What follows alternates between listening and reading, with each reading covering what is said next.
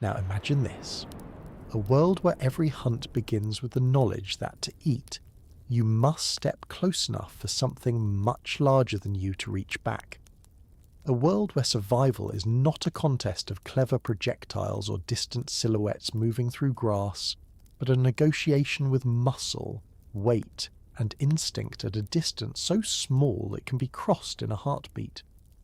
We picture early humans as adaptable and resourceful, but the archaeological record reminds us that before any tool could stretch a hunter's reach beyond the body's limit, danger lived at the same scale as breath. The evidence is quiet, found not in heroic scenes, but in bones marked by the decisions of people who had to close the last few meters with nothing more than a sharpened stick and the courage to trust it. When archaeologists excavate early Pleistocene kill sites, they find ribs pierced by the kind of force that only comes from a thrust delivered at arm's length. These punctures reveal more than violence. They preserve the geometry of ancient hunting, the angle of entry, the depth of the wound, the distance the hunter must have stood from a lunging animal.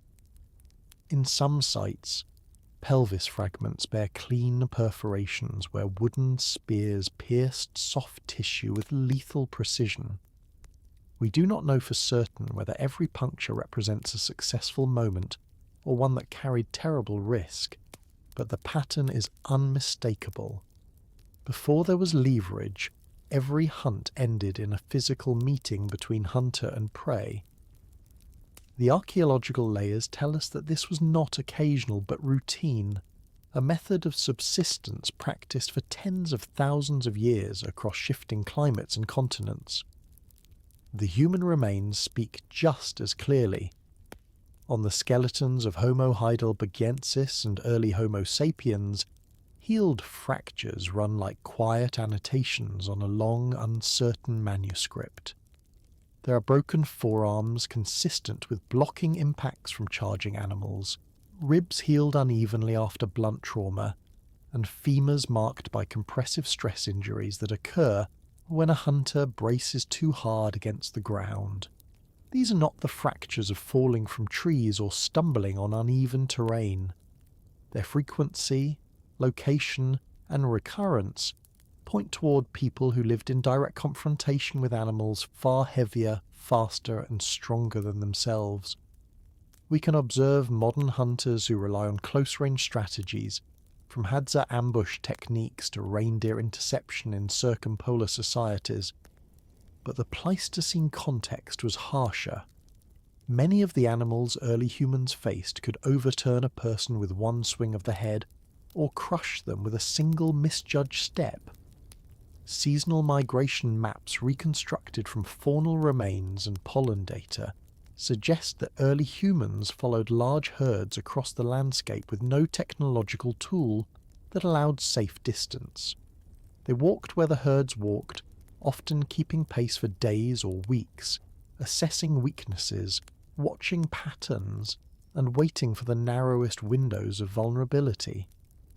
In open valleys and river corridors, herds could be guided toward natural choke points, where a coordinated thrusting attack might succeed. But even there, the final moment was intimate and unpredictable. The hunter had to step forward at precisely the right second, channeling strength through a spear that could only kill if it reached deep enough before the animal's momentum reached back. Comparing this with predator-prey distances in modern ambush hunters adds depth to the picture. Big cats close the final gap in less than 2 seconds. Wolves surround their prey before committing to a bite. Even primates use missiles only as distraction, not lethal weapons. Early humans, lacking claws, fangs, or safe range, occupied a strange position in this ecological theatre. They needed to be close enough to deliver a fatal thrust, but coordinated enough to avoid the counterattack. The distance at which the hunting sequence ended, often between 2 and 4 meters, was also the distance at which a wounded animal's reflexive kick, horn swing, or collapse could kill. The archaeological record suggests that humans cooperated to manage this risk, but cooperation did not eliminate the danger. it only shared it. When researchers attempt to estimate injury rates among early humans, they turn to patterns of healed trauma. The consistency of fractures in the upper limbs and ribs across multiple Pleistocene populations implies that many individuals survived serious wounds. But survival does not mean safety. Each injury represents an encounter that came close to ending a life. The presence of these injuries in both male and female skeletons suggests that close-range hunting, or at least close-range risk, was not strictly limited to one part of the population. Life was structured around encounters where the margin for error was small, and where calculations were made with instinct, experience, and trust, rather than with tools that allowed even the slightest extension of reach. What this evidence suggests is that early human survival depended less on brute strength and more on the serenity to step within reach of something powerful. The courage required was not impulsive but practiced. Hunters learned the weight of their own bodies, the angle of approach that minimized exposure, and the rhythm of an animal's breathing as it braced for impact. Each thrust was a moment where life and death met without barrier, where the tool in the hand was not an amplifier of force, but merely a translator of intent. The world of close-range hunting was a world of narrow margins, one where the promise of food was inseparable from the possibility of injury. To imagine this now, in a world full of engineered distances, is to understand that early humans lived inside a much smaller geography of risk. Their bodies defined the limits of their range, and their bodies bore the record of those limits being tested again and again. When we look at those healed fractures, we are seeing the stubbornness of people who learn to live inside danger rather than beyond it. Their ingenuity lay in the timing of their steps, the knowledge of where to place pressure, and the ability to coordinate with others in a world where the final approach mattered more than the initial plan. And then, slowly, a different kind of space began to open between hunter and hunted. All right. Hello, fellow sapiens. Sit back, relax, and prepare to step into the Atlatl, the first range weapon. How distance changed evolution. A quiet story about the moment our species first discovered that safety could exist at a distance. Here on Sleepless Homo, we explore deep time softly. Archaeology, evolution, and forgotten technologies told slowly, like firelight for the mind. No hype, just calm, humble science for the tired thinkers who listen while falling asleep while working or on long night drives. A single moment in deep time when an early human pauses with a piece of bone in hand and notices something strange, almost invisible, about the way it moves. The fingers close around it, not as a hammer or as a simple probe, but as something that changes the shape of the arm itself. The hunter lifts it, turns it, tests its balance, and for the first time begins to sense that this object could carry force slightly farther than the body ordinarily allows. It is not yet a tool in the sense we recognize. It is more like a question held in the hand. When did a human first wonder whether their own arm could be extended? The archaeological record does not answer in words or symbols, but in the worn surfaces of certain bones and antler fragments that bear the quiet marks of repetitive motion. These marks suggest a thought emerging in the mind of someone who lived long before the Atlatl, long before any clearly identifiable throwing lever, and yet understood something about leverage that most animals never will. Microscopic use-wear studies reveal that some elongated bone tools from early contexts do not match the expected patterns of scraping, cutting, digging, or prying. Instead, they show polish that develops only when an object is repeatedly drawn through space in a precise direction. This polish accumulates gradually, its sheen thickening along edges that receive the most consistent directional force. Under magnification, The microstriations run almost perfectly parallel, suggesting not a random motion, but a purposeful, repeated gesture. Researchers examining these artifacts note that the wear resembles what develops on experimental replicas used in preliminary throwing tests. We do not know for certain whether these ancient tools were used as primitive leverage aids, but the evidence suggests that early humans experimented with extending the arc of their throws by holding elongated objects at the base of a shaft. The fact that these use-wear patterns appear in multiple regions hints at a broader curiosity rather than a localized accident. Something was being tested, refined, or at the very least considered. Experimental archaeology provides the next layer of understanding. When modern researchers recreate simple elongated handles and attach lightweight shafts to their ends, they observe immediate differences in velocity. A throw delivered with a slightly lengthened lever travels farther and with greater power than one delivered with the bare hand. The increase is not dramatic, but it is noticeable. Even a few degrees of added arc change the projection of force in measurable ways. These small modifications accumulate over generations of trial and error. A longer handle suggests the possibility of even greater extension. A slight shift in grip changes the release angle. The motion becomes smoother, the arc more controlled. What begins as an experiment becomes a practice, and from practice emerges a form that, while still unrefined, resembles the conceptual seeds of the Atlatl. Cognitive archaeology helps frame these shifts not simply as mechanical experiments, but as steps in a broader transformation of human thought. The capacity to imagine a tool as an extension of the body is not universal across species. Many animals use objects in limited context-specific ways, but few show evidence of mentally projecting the body beyond its natural limits. To extend the arm in imagination before extending it physically requires a subtle form of abstraction. It involves perceiving an object not for what it is, but for what it could become.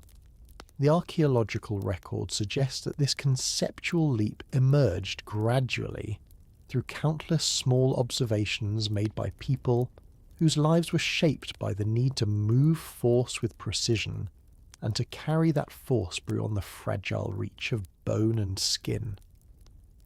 Comparative studies with primates offer a useful contrast. Chimpanzees and capuchins employ sticks and stones to extract food or break open nuts, demonstrating impressive problem-solving abilities. Yet their use of these objects tends to remain bounded by immediate function. They do not appear to experiment consistently with altering the arc or the reach of their throws. When primates hurl objects, the act is usually impulsive, lacking refinement or systematic improvement. There are exceptions, of course, but the pattern holds. The idea of a tool as an intentional extension of the body does not seem to deepen over generations. In humans, by contrast, this idea becomes amplified through social learning, imitation, and incremental refinement. A child sees an adult use a slightly longer stick to deliver a more powerful strike. A hunter notices how an elongated piece of bone transfers force differently. The insight that the body's physical boundary is permeable grows steadily, rooted in experience but guided by imagination. This early phase of experimentation likely occurred long before atlatls appear in recognizable forms. The artifacts that survive from these pre-atlatl periods are ambiguous, shaped by hands that were still probing the limits of possibility. Some of the elongated bone pieces may have served multiple functions, shifting roles depending on season, prey availability, or environmental demands.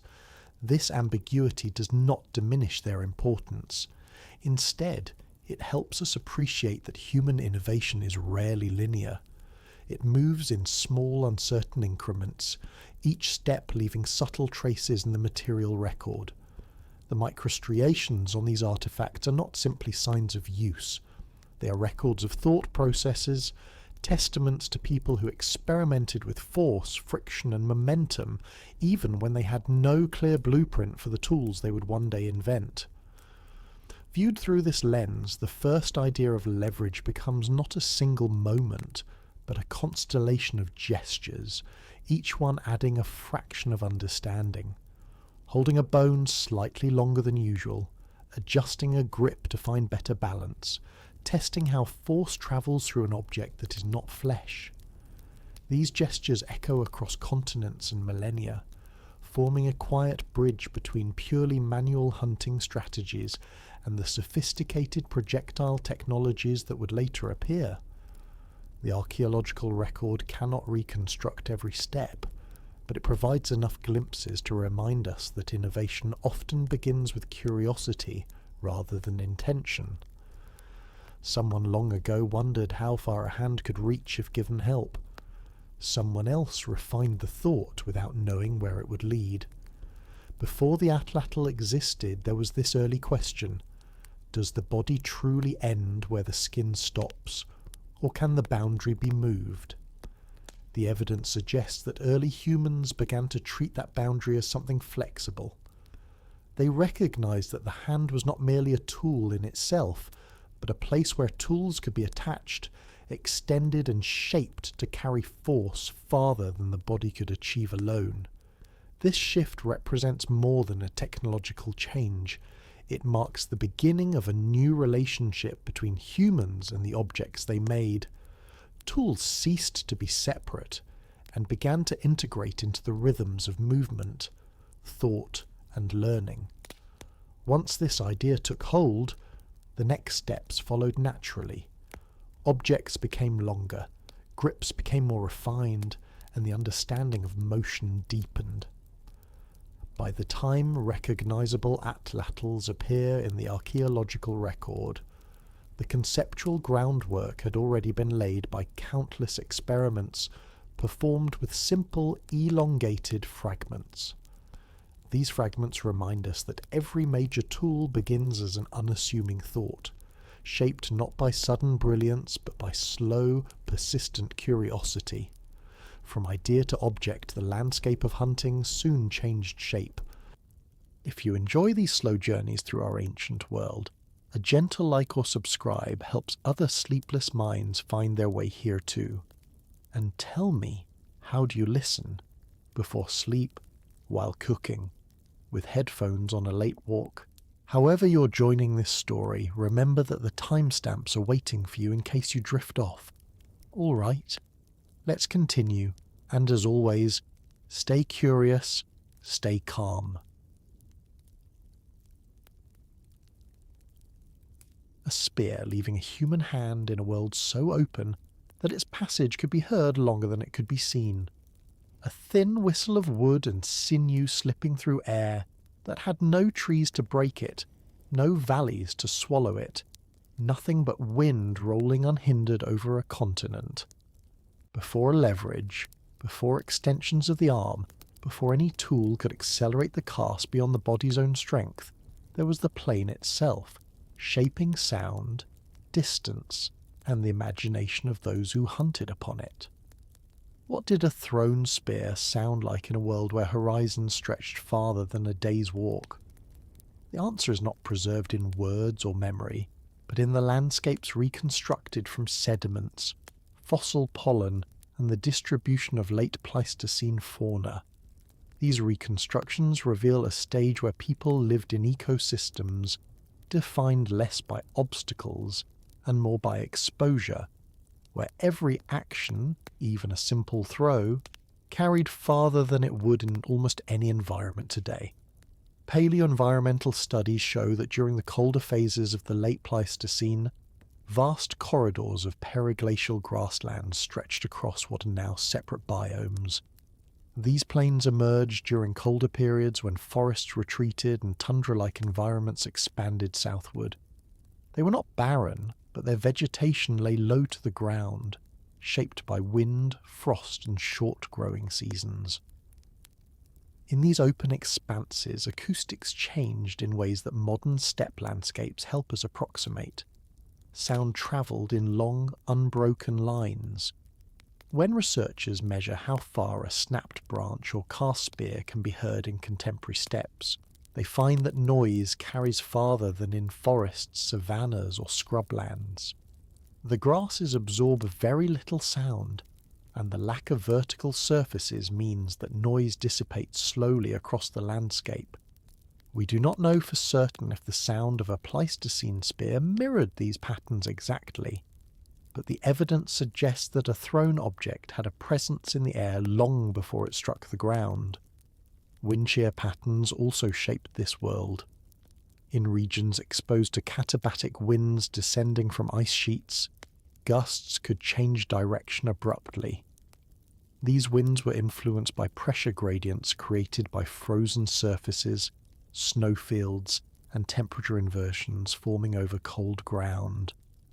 Researchers reconstruct local wind regimes using sediment deposition, dune formation, and isotopic readings. These reconstructions indicate that hunters living in these areas would have been intimately familiar with wind behaviour. A thrown spear, even at close range, could drift off course if released at the wrong moment. Hunters learned to read changes in wind patterns not only by feel, but by sound. The way tall grasses bent, the way snow grains moved across frozen earth, and the low, steady hiss of cold air sliding across open spaces. Projectile success depended on understanding these subtle cues. Without leverage-based tools, which later increased both distance and stability, early hunters had to rely on body strength and careful timing, making the wind both ally and adversary. Visibility on these plains stretched unbroken for kilometres. Archaeologists reconstruct past visibility by analysing topographic models and estimating vegetation height from pollen spectra. When the landscape is this open, horizon lines become tools in themselves. Hunters could observe animals at great distance, track herd movement without obstruction, and plan approach routes that took advantage of dips and rises in the terrain. The openness of these environments allowed early humans to predict animal behaviour with great accuracy. They could see when herds shifted direction, when individuals lagged behind, and when predator pressure from other carnivores altered group formations. The lost intimacy of forest hunting was replaced with a new kind of awareness, one shaped by long, slow observation across immense space. Before leverage, a thrown spear's reach was limited, but the hunter's visual reach was not. Seeing farther created opportunities even when physical range was still bound to the arm. Herd movement patterns in open, treeless ecosystems further shaped the behaviour of both humans and prey. Large herbivores moved in sweeping arcs dictated by seasonal changes, water availability, and the search for grazing patches. Trackways preserved in compacted sediments show that animals sometimes travelled in parallel lines stretching for hundreds of metres. These formations allowed hunters to anticipate entry points, which became critical during hunts conducted with hand-thrown spears. In such environments, humans were small in the scale of the landscape, but capable of using its openness to their advantage. They could coordinate group movements, position themselves strategically, and approach from angles less likely to alarm the herd. The absence of trees did not diminish complexity. Instead, it replaced vertical structure with horizontal expanse, altering the geometry of both approach and escape. Climatic oscillations throughout the late Pleistocene caused these plains to advance and retreat repeatedly. During colder intervals, grasslands expanded. During warmer or wetter phases, shrubs and scattered woodlands returned.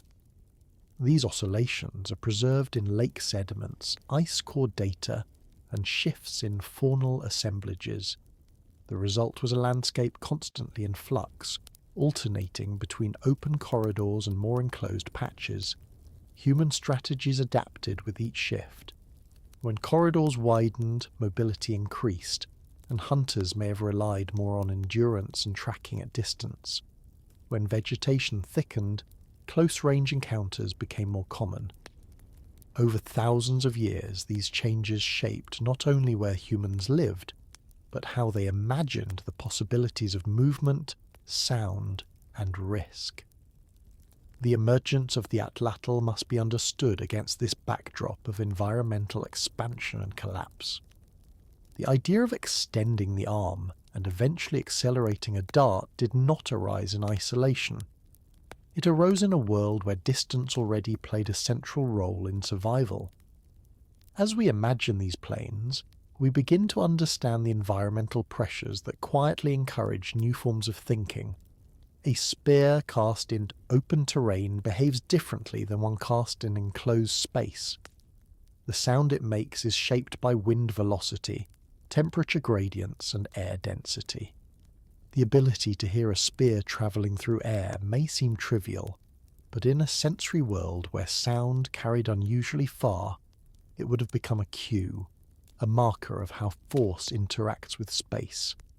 Hunters would have learned to recognize the difference between a spear flying straight and one drifting in crosswinds. They would have become attuned to the subtle variations in sound that accompany velocity changes. In such a world, every throw was an acoustic lesson. This landscape also shaped communication. In open plains, sound from human voices faces minimal obstruction, but it disperses quickly across distance.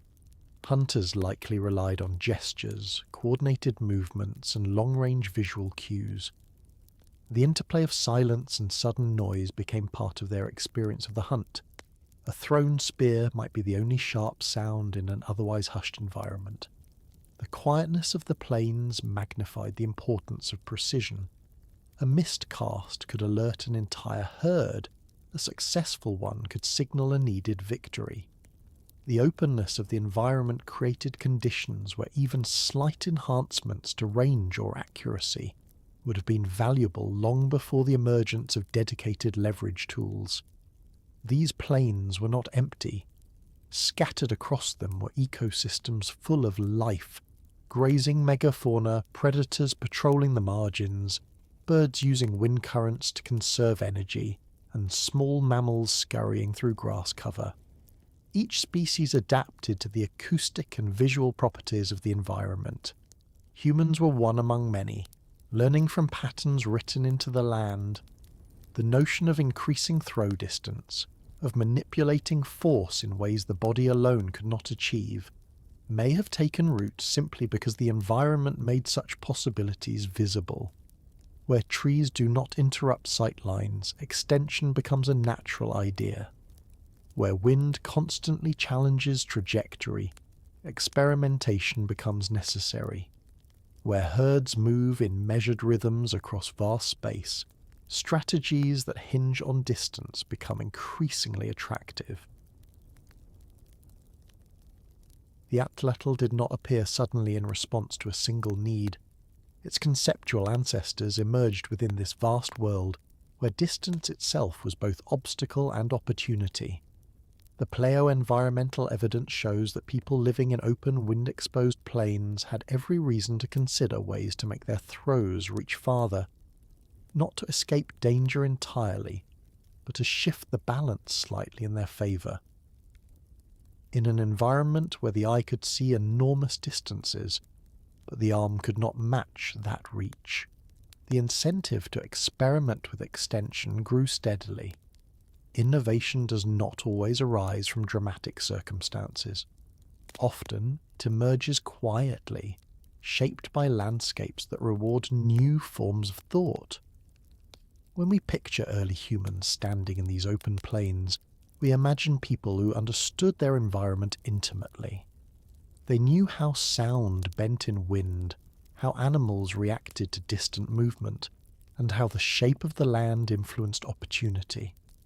Their world encouraged them to stretch their imagination forward, to see beyond what the body could do alone. The Atlatl would eventually fulfill that vision, but the vision itself belonged to the plains. Into this landscape stepped an artifact unlike anything before it. You are holding an object that should not exist anymore. It is slender, carved, and impossibly fragile, shaped from antler or bone, and it has survived only because the soil around it remained cold, dry, or undisturbed for thousands upon thousands of years. Most tools from the deep past do not meet these conditions. They dissolve, warp, or vanish long before archaeologists can recover them. So when we ask how to recognize a device that almost never fossilizes, we're really asking how to listen to the faintest signals left behind by people who use materials the Earth rarely preserves. The Atlatl is one such device, made primarily of wood, sinew, and light organic components. It should have disappeared without trace. And yet, scattered across continents and time periods, small fragments offer the first shaft of proof.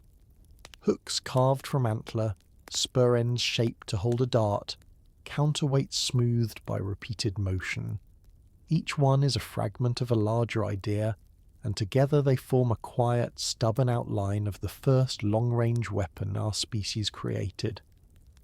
The most recognizable signatures come from Magdalenian contexts in Western Europe, where antler hooks with distinctive spur geometry appear in layers dated to the late Pleistocene. These hooks are carved with remarkable precision. Their curved ends and narrowed tips show where the back of a dart once rested before release. Microscopic examination reveals polish along the spur, not the random abrasions caused by wear in soil, but a directional sheen produced by repeated mechanical action. Archaeologists classify these pieces as terminal hooks belonging to throwing levers because their form has no other clear function. They do not match digging tools, awls, or decorative pieces. Instead, their geometry aligns perfectly with experimental Atlatl replicas used by modern practitioners. When tested with replica darts, the shape facilitates a controlled pivot that increases both velocity and distance. We do not know for certain whether Magdalenian hunters invented this device or inherited earlier versions, but the evidence suggests they used it widely and with technical confidence. Alongside these carved hooks, we find bone points associated with leverage-based propulsion. These points differ subtly from the tips used on hand-thrown spears. Their bases are narrower, better suited for hafting on lightweight shafts rather than heavy thrusting spears. Some bear tangs or notches that align with aerodynamic needs. The distribution of these points across multiple archaeological sites hints at a shift in hunting strategies. When analysed under magnification, some points reveal distinct striations formed when the shaft flexed during acceleration. This flexing is characteristic of darts launched from a leverage device, not of rigid hand-thrown spears. These points represent an important middle layer of evidence, not the throwing lever itself, but the projectile's shape to be cast by one. Their presence tells us that by the time they were made, people had already mastered the principles of range and motion that the Atlatl embodies. Across the ocean, in North American archaic contexts, carved counterweights provide another material signature. Often made from stone rather than organic material, these weights attach near the handle of the Atlatl and serve to stabilize rotation. Many examples, such as the wing-shaped banner stones from the eastern woodlands, or the symmetrical boat stones found farther west, exhibit finely polished surfaces and carefully balanced shapes. These carvings indicate not only functional knowledge, but an aesthetic dimension as well. Some weights feature incised lines, animal motifs, or geometric patterns that suggest symbolic or social significance. The presence of such weights across regions separated by great distances implies that the knowledge of leverage-based propulsion developed independently in multiple cultures. This independence is supported by radiocarbon ranges that do not cluster around a single origin point. Instead, they point to parallel invention in different environments shaped by local needs and materials. Microscopic striations also contribute to our understanding. On some surviving Atlatl fragments, researchers observe wear patterns consistent with repetitive hafting stress. These patterns occur where the handle meets the hook, where returning motion places friction on the lever, and where fingers grip the wood. These fine striations differ from those caused by cutting, scraping, or incidental damage. They form only when an object is used repeatedly in the same mechanical action over long periods. When archaeologists compare these patterns with those produced in controlled experiments, the match is striking. The same subtle lines appear on replica Atlatls used for training and hunting demonstrations today. The wear is directional, shallow, and uniform, tracing a history of motion that reveals not only how the tool functioned, but how often it was used. Even when the wooden shaft itself has decayed, these traces remain on harder materials like antler or bone, serving as tiny records of ancient technique. Radiocarbon dating deepens this picture, showing that such objects do not belong to a single lineage. Dates from European sites place recognizable Atlatl components in the period between roughly 17,000 and 12,000 years before the present. In North America, stone weights and carved hooks appear in contexts ranging from about 9,000 to 4,000 years before the present. Some Australian archaeological interpretations suggest the use of spear throwers even earlier, though direct material evidence is sparse. These ranges indicate that multiple groups developed or refined leverage-based tools independently. Though we must be cautious with broad claims, the evidence suggests that the Atlatl represents a technological solution that different human populations arrived at through parallel reasoning. Each region contributed its own materials, shapes, and techniques, but the underlying principles of leverage, distance, and mechanical advantage remained constant. As we examine these fragments, we notice something unexpected. Wherever the Atlatl leaves material evidence, it appears not as a crude experiment but as a mature tool. The carved hooks are precise, the weights are symmetrical and finely shaped, the bone points are optimized for aerodynamic performance. By the time these components were created, the knowledge behind them was already well developed. This suggests that the earlier stages of experimentation, the first simple levers and basic shafts, were made from materials too perishable to survive. Wood, sinew, and plant fibers do not fossilize easily. The earliest prototypes likely vanished long ago, leaving behind only the refined descendants that entered sediment under the right conditions. This is a common pattern in archaeology. Initial innovations rarely fossilize, while their perfected forms do. The rarity of Atlatl components should not mislead us into thinking the tool was uncommon. Rather, it reflects the fragility of the materials used. When we do find fragments, they reveal a technology that had already spread through social networks, adapted to local environments, and integrated into cultural life. The presence of decorated counterweights and engraved hooks indicates that the tool was not merely functional. It held meaning, identity, and perhaps even symbolic value. The Atlatl was not just a device for hunting, it was a product of craftsmanship, memory, and knowledge shared among generations. Material evidence then serves as a quiet witness.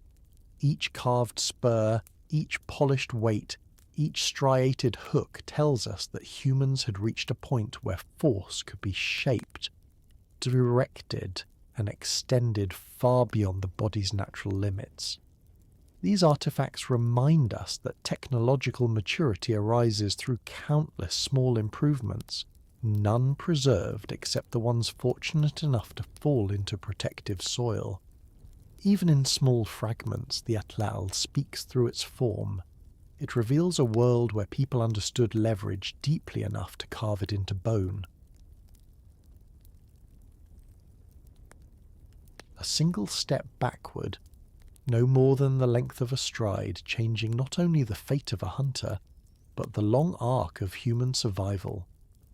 Picture a moment when early humans began to understand that danger did not need to be met at the distance of an outstretched arm, that the space between themselves and a charging animal could be widened just enough to turn mortal risk into manageable risk. How much evolution can occur simply by stepping a little farther back? The answer lies not only in bones and tools, but in the shifting geometry of ancient hunts, where a few extra meters became the difference between life gained and life lost. Before the Atlatl, every successful kill required a meeting of bodies, hunter and prey occupying the same precarious breadth of space. After its emergence, those bodies no longer had to collide. This distance did not erase danger, but it changed its shape, giving humans a margin that had never existed before. Archaeological comparisons between thrusting hunters and projectile hunters reveal the quiet magnitude of this shift. Human remains from periods dominated by close-range spear thrusting show high frequencies of skeletal trauma. Fractures in ribs, forearms and collarbones appear in patterns consistent with force from large herbivores. Some injuries exhibit compression breaks caused by direct bodily impact. Others reflect crushing falls during close-quarter struggles that followed an initial thrust. These patterns do not disappear entirely in later periods, but their prevalence decreases as long-range weapons become more common. When projectile-based hunting appears in the archaeological record, particularly with Atlatl-propelled darts, the distribution of injuries begins to shift away from the signature wounds of close-range encounters. We do not know for certain whether all reductions directly result from the adoption of the Atlatl, but the evidence suggests that distancing the hunter from the animal's counterattack reduced mortality and injury rates across populations. Kill site distributions provide further context. When archaeologists analyze spatial patterns at Pleistocene and early Holocene kill sites, they observe differences in approach strategies between thrusting and projectile hunters. Thrusting hunts force groups to corner animals or drive them into natural traps, where the final blow could be delivered at close range. Projectile hunts, by contrast, created opportunities for engagement at greater distance. At several sites, such as mammoth kill areas on the North American plains, clusters of dart points and impact fractures appear several meters away from where the animals ultimately fell. This spatial separation shows that hunters could position themselves safely outside immediate countercharge paths. In European contexts where reindeer and horse hunts occurred in open valleys, the distributions of bone points associated with Atlatl darts indicate a similar pattern. Approaches became more varied, and hunters could choose positions that minimized exposure. The Atlatl did not guarantee safety, but it allowed strategic placement that reduced the likelihood of being caught in the final moments of an animal's defensive surge. Modelling the dynamics of countercharges helps clarify this advantage. Biomechanical and ecological studies of large herbivores show how quickly animals such as bison, aurochs, and mammoths could cover short distances when startled or wounded. In modern analog applications, a bison can accelerate from stillness to lethal impact in less than 2 seconds, closing a distance of several meters almost instantly. Mammoths, though slower, carried enough momentum to crush anything in their path with minimal warning. When weapon range was limited to the length of a thrusting spear, hunters had little time to react if an animal turned toward them. Even with cooperation and distraction techniques, close-range hunters entered a zone where the risk of fatal countercharge was unavoidable. When Atlatls extended the kill distance, the calculus changed. A dart cast from a leverage device could strike from outside the first few meters of an animal's defensive reach. This space provided just enough time for hunters to step aside, retreat, or deliver follow-up casts without entering the danger zone. Ethnographic parallels reinforce this understanding. Among indigenous groups known to have relied on spear throwers, such as certain Australian Aboriginal communities and Arctic peoples of the recent past, hunting practices demonstrate how distance becomes a form of protection. In these societies, hunters position themselves so that an animal's route of escape did not intersect with their own bodies. They cast darts from angles that exploited terrain, wind, and animal movement. Interviews and historical accounts describe the Atlatl as allowing hunters to reach without being reached, a phrase that captures both the functional and psychological value of the tool. While no ethnographic analogy can perfectly reconstruct ancient behaviour, these observations offer valuable insight. Once distance is introduced into the hunt, strategies evolve to take advantage of it. Hunters learn to anticipate reactions, avoid charge paths, and coordinate casts from multiple positions. These skills, accumulated through generations, reduce the likelihood of close-range injuries. The long-term impacts of this shift extend beyond immediate safety. Population-level analyses suggest that reducing male mortality during hunts may have contributed to demographic stability in early human groups. In societies where hunting constituted a major source of food, adult males often bore the greatest risk of injury or death. When this risk decreased, the survival of reproductive age individuals increased, and communities gained resilience against sudden demographic fluctuations. Archaeologists studying demographic profiles of ancient populations note that increased longevity among adults correlates with the adoption of complex projectile technologies. Though many factors influence demographics, the adoption of a tool that keeps hunters farther from harm likely contributed to broader patterns of stability. The Atlatl did not eliminate danger, but it mitigated one of the most consistent threats to early human survival. The psychological dimensions of this shift are subtle but meaningful. When people no longer needed to step directly into harm's way, the rhythm of the hunt changed. Hunters could observe more carefully, choose optimal moments, and act with greater deliberation. The transition from reckless proximity to planned distance encouraged new forms of coordination and decision-making. Instead of relying solely on physical strength or courage, hunters could rely on timing, strategy, and collective action. This does not diminish the bravery required for hunting large animals, but it changes its shape. Fear becomes less immediate, risk more manageable, and the margin for error slightly larger. With this margin comes the possibility of more experimentation, more learning, and more innovation. The archaeological record supports the idea that the Atlatl helped create new patterns of movement and positioning.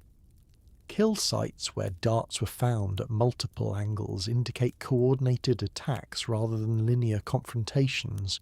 This suggests hunters could spread out, surround prey, and use the landscape more effectively.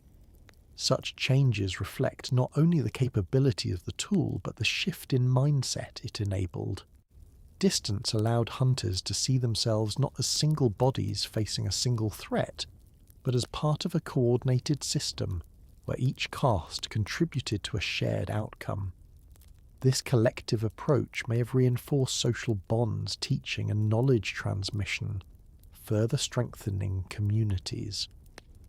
By the time the Atlatl was fully integrated into hunting traditions, the notion of distance as safety had become woven into human experience. The tool did not make hunting safe, but it transformed danger into something predictable, something that could be managed rather than simply endured. It allowed early humans to navigate the uncertainty of the hunt with greater confidence, shifting the balance between predator and prey in subtle but profound ways. This shift did not require dramatic changes in anatomy or sudden bursts of innovation. It required only the recognition that a little more space could change everything. Survival began to shift from reckless proximity to planned distance, and with safety came innovation of a different kind. child watching an adult cast a dart across an open plain, not understanding the mechanics of the motion, but recognizing the rhythm, the way the arm rises and falls, the pause before release, the moment when the lever lifts the dart into a brief arc of silence. Long before writing, long before diagrams or formal instruction, this rhythm was already a kind of teaching. A tool like the Atlatl does not reveal its secrets in a single attempt. It asks for repetition, for attention, for memory. Can a tool teach a culture how to think? The archaeological and ethnographic evidence suggests that this simple lever, carved from wood or antler, did more than extend the arm. It created a space where knowledge had to be shared, practiced, and refined across generations. The Atlatl became not only an object of utility, but a quiet instructor, shaping minds through the patient demands of its use. The revelation that follows is one we uncover slowly, through traces left in human bodies and landscapes.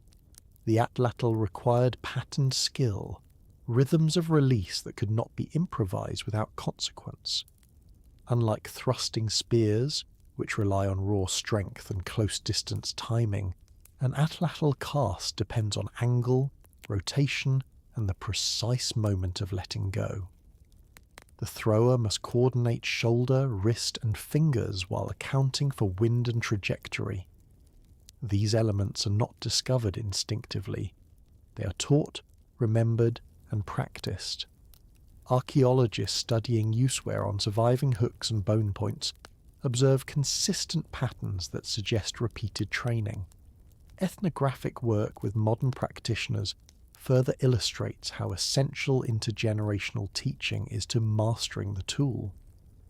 What emerges from this combined evidence is a portrait of early humans engaged not only in hunting, but in learning from one another in structured, intentional ways. Motor learning pathways help explain why this teaching became necessary. When neuroscientists examine the sequencing involved in Atlatl casting, they note that the task draws on procedural memory, the kind of learning involved in mastering coordinated action. Skills like throwing with a lever engage circuits in the cerebellum and motor cortex that strengthen only through repetition.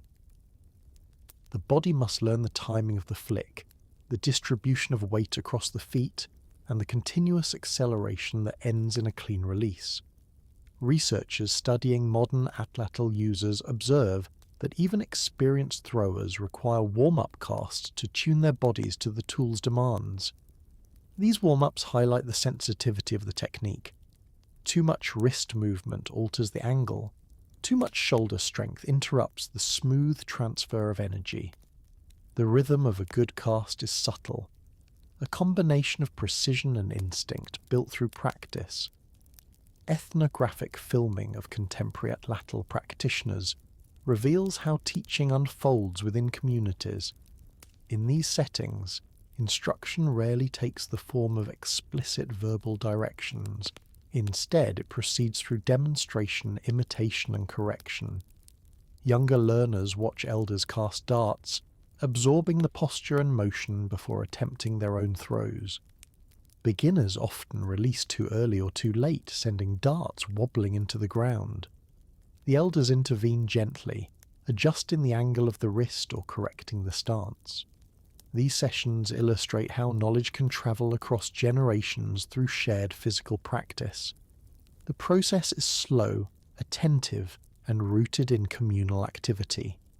The emphasis is not on speed, but on consistency, the ability to reproduce the same motion again and again until it becomes natural.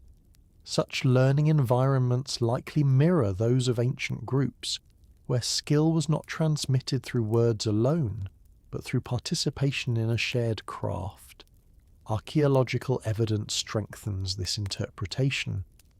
At several sites across Europe, Asia, and the Americas, dense scatters of broken or unfinished projectile points appear in clusters that do not resemble kill sites. These concentrations suggest designated training areas where repeated casting occurred. Some sites contain dozens or even hundreds of broken tips, often made from local materials and discarded after practice. The presence of juvenile-sized darts or smaller points nearby implies participation by younger individuals. Archaeologists interpret these scatters as the residue of learning, the physical imprint of a skill passed from one person to another. These sites tell us that the Atlatl was not only used but taught, and that the act of learning left its own archaeological footprint. The landscape becomes a record of memory, showing where people gathered to refine their technique, correct their mistakes, and prepare for the demands of the hunt. Studies of cognitive load provide further insight. Coordinating the motion of an atlatl and dart requires managing multiple variables at once. The thrower must account for the flex of the shaft, the angle of the lever, and the distance to the target. These factors place demands on working memory and perceptual attention. When researchers test learners who have no prior experience with lever-based throwing, they observe initial overload. Early attempts often show masked hesitation or erratic movements as the learners struggle to organize the sequence. Over time, however, cognitive load decreases as procedural memory strengthens. This shift illustrates how repeated practice frees the mind to interpret subtle sensory cues, such as wind speed or animal movement. Mastery emerges when the basic motions become automatic, allowing the thrower to make strategic decisions in real time. The cognitive burden shifts from the mechanics of the throw to the broader context of the hunt. The emergence of teaching as a stable cultural behavior aligns with these findings. Anthropologists studying early human societies propose that teaching became essential once technologies required complex sequences of action. The Atlatl fits this pattern. Its use demands coordination, planning, and foresight, skills that do not arise in isolation. Teaching ensures continuity across generations, enabling knowledge to accumulate rather than be rediscovered repeatedly. This accumulation creates a form of cultural memory that outlasts individuals. The Atlatl becomes both the product and the carrier of this memory. Its existence depends on teaching, and teaching depends on the tool's presence in daily life. This reciprocal relationship shapes not only the practice of hunting, but the structure of early human communities. Within this framework, each cast of the Atlatl becomes more than an act of hunting. It is a lesson, a transfer of embodied knowledge. The thrower learns from the outcome, adjusting technique based on how the dart behaves. The body slowly internalizes the timing, the pull, the angle. Parents teach children, peers teach one another, and elders refine the craft through repeated practice. The memory stored in the body becomes a living archive of generations of learning. When a tool requires this depth of embodied understanding, it becomes a teacher in its own right. It shapes not only the actions but the habits of thought within a community. Through practice, people learn patience, attention to detail, and the ability to correct errors. They learn to see the world through the lens of movement and force, understanding how small changes ripple through the system. This kind of knowledge is not easily forgotten. It persists, anchored in muscle, gesture, and shared experience. The Atlatl thus served as a catalyst for cultural continuity. Its demands encouraged the development of structured learning environments, where skills were transmitted intentionally rather than incidentally. These environments supported the growth of social bonds as people gathered to practice, teach, and refine their abilities. The tool helped shape early human cognition by emphasizing pattern recognition, timing, and prediction. These cognitive shifts may have influenced other areas of life, contributing to the development of planning, coordination, and collaboration. The Atlatl's role as a teacher extended beyond the hunt. It became a part of how communities organized themselves, how they prepared for challenges, and how they preserved knowledge across time. By the time the Atlatl became widespread, its rhythms were already woven into memory at both individual and collective scales. Each cast carried echoes of previous casts, lessons learned through trial and error, and insights passed between generations. The tool's longevity reflects not only its mechanical effectiveness but also its ability to shape the minds and practices of those who used it. It represents an early instance of cultural inheritance, where knowledge does not reside in objects alone but in the bodies and behaviours of the people who wield them. Through the Atlatl, skill became memory, and memory became culture. Every Atlatl cast was also a lesson, force stored not just in wood but in memory, and memory soon shaped landscapes far beyond single hunts.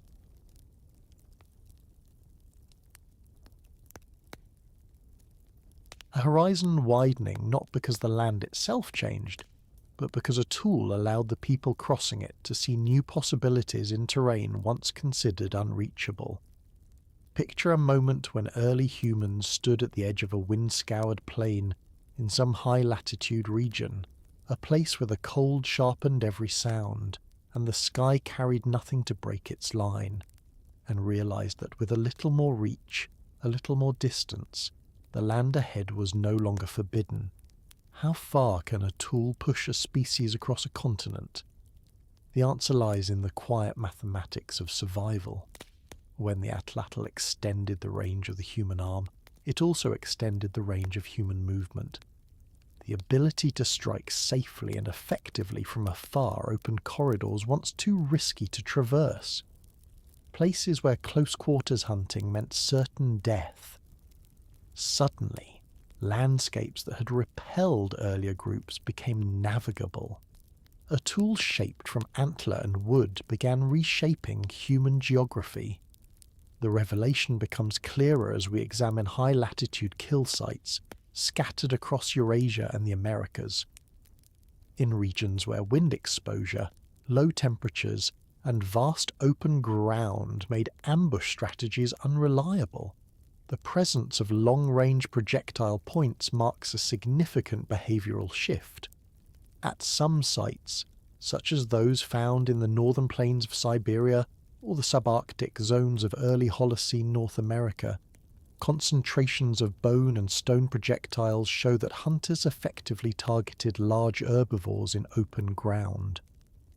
These assemblages often include impact-fractured dart points associated with leverage-based propulsion. The distribution of points around large animal remains indicates multi-angle engagements consistent with the use of atlatls. Such evidence reveals that people living in these harsh environments relied on range to mitigate risk. Without the ability to strike from a distance, these hunts would have been almost impossible. The Atlatl transformed hostile spaces into viable hunting territories. Faunal assemblages tell another part of the story. In regions where Atlatl use emerged or intensified, archaeologists observe shifts in the types of prey hunted. Species that were previously too dangerous to approach or too quick to ambush became accessible. Reindeer, musk oxen, horses, and in some cases mammoth populations appear more frequently in kill assemblages from periods when projectile technology was present. The change is not simply quantitative but qualitative. These animals often occupy open, wind-exposed habitats where ambush techniques are less effective. The adoption of a ranged weapon meant that humans could exploit prey, living in environments that offered no natural cover. The Atlatl did not only extend reach, it expanded the ecological niche humans could inhabit. In this sense, the tool acted as both a weapon and a mapmaker, redrawing the boundaries of what was possible. Geographic information system, landscape access models help visualize this transformation. When researchers compare hunting viability using thrusting weapons versus projectile weapons, the difference is striking.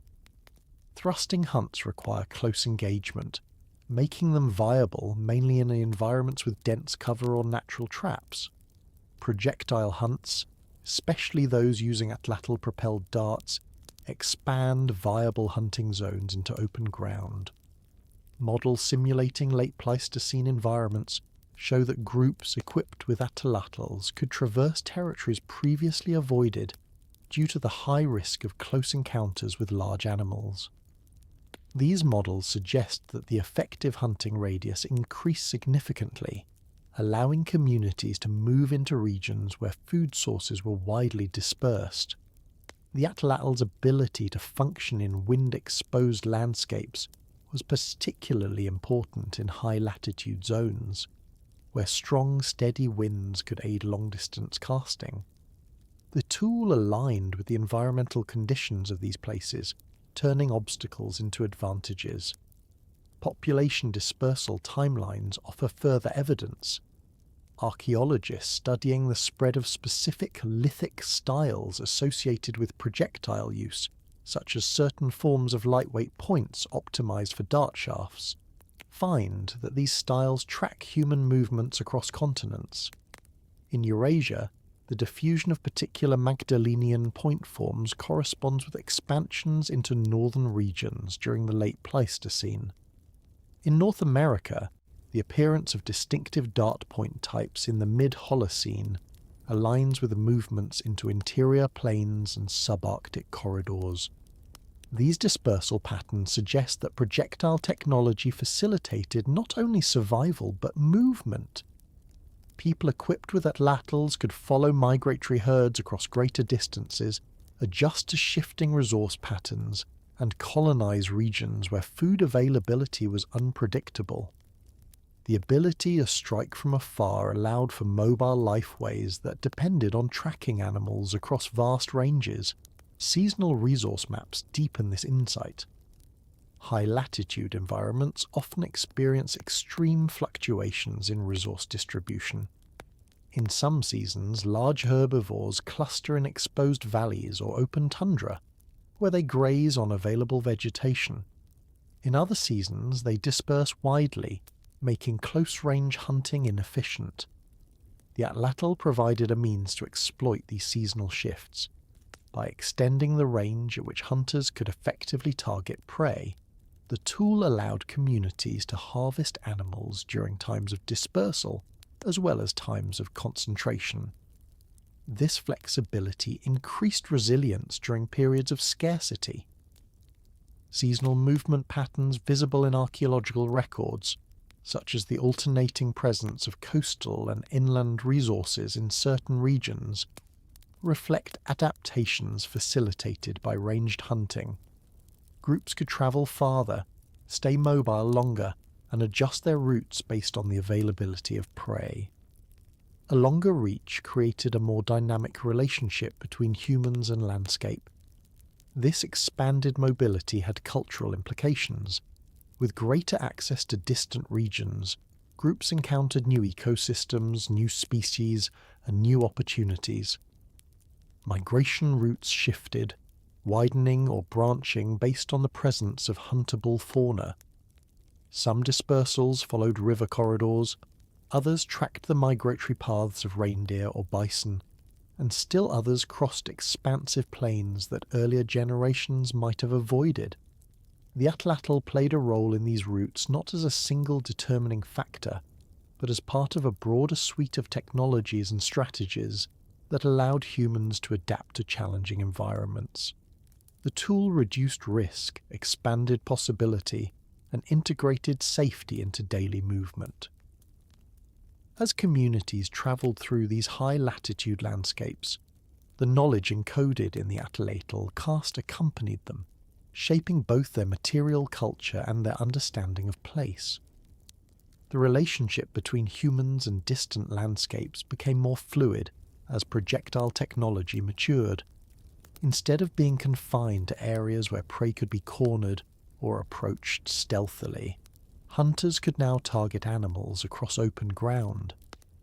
This change fostered an intimacy with the land that came not from static habitation, but from movement.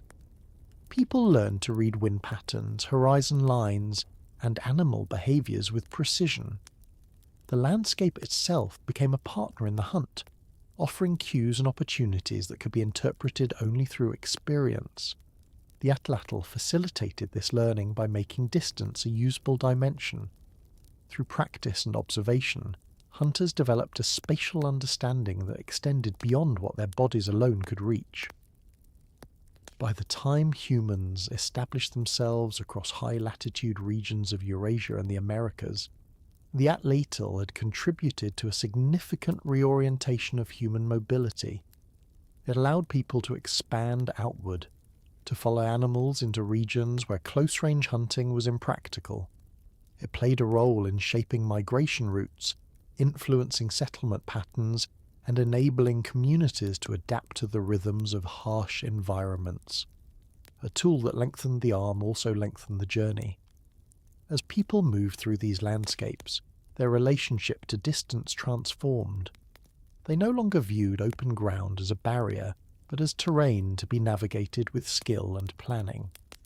A longer reach became a longer road, and human movement bent to the new geometry of distance. Yet distance brought more than opportunity. It brought new relationships to animals themselves. The widening of accessible landscapes also reshaped how groups understood seasonal timing. In high-latitude regions, prey animals moved in sweeping arcs across plains, valleys, and frozen river corridors, sometimes shifting hundreds of kilometers between summer and winter ranges.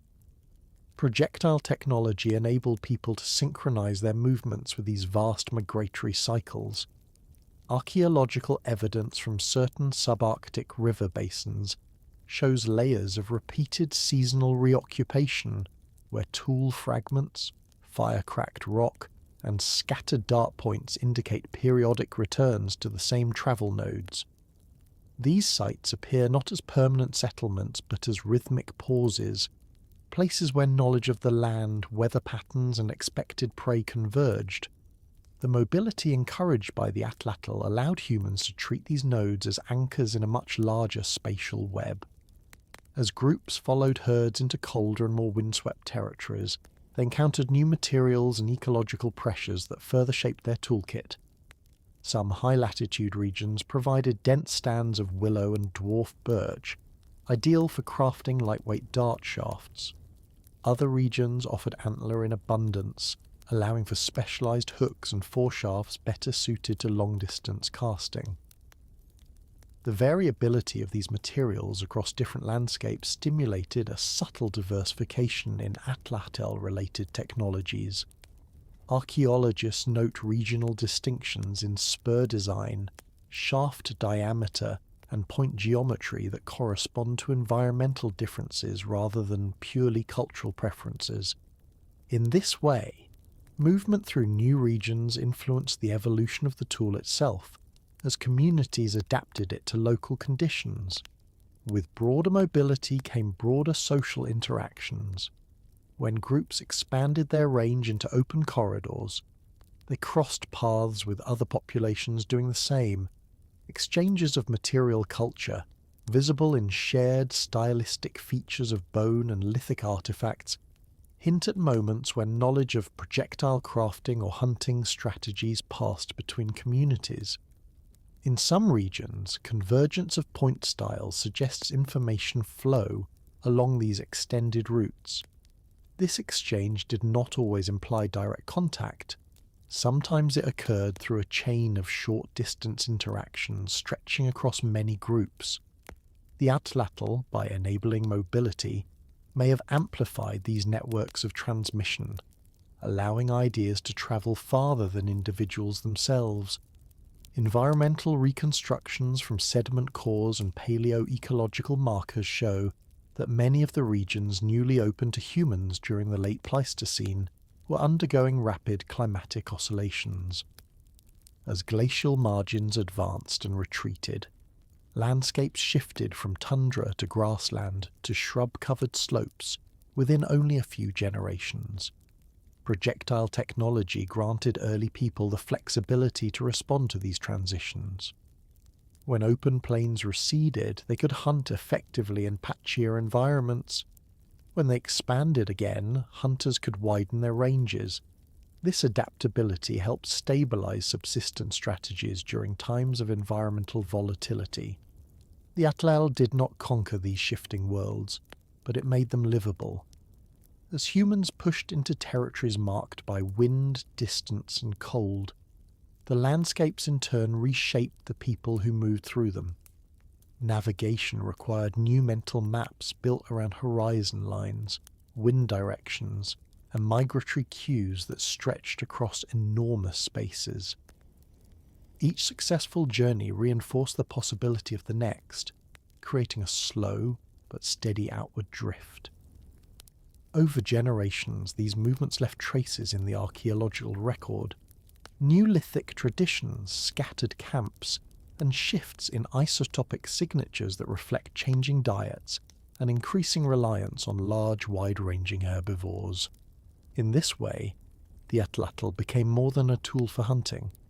It became a quiet architect of migration, nudging groups toward new lands not through force but through possibility. Where close-range hunting once limited movement, ranged hunting turned the continent into a broader, navigable expanse. And with each expansion, the human story stretched a little farther toward the edges of what once seemed unreachable. A herd grazing in the cold light of an early morning, the air still, the ground crusted with frost. The only sounds the slow grinding of teeth and the soft rhythmic pulses of breaths rising into the pale sky.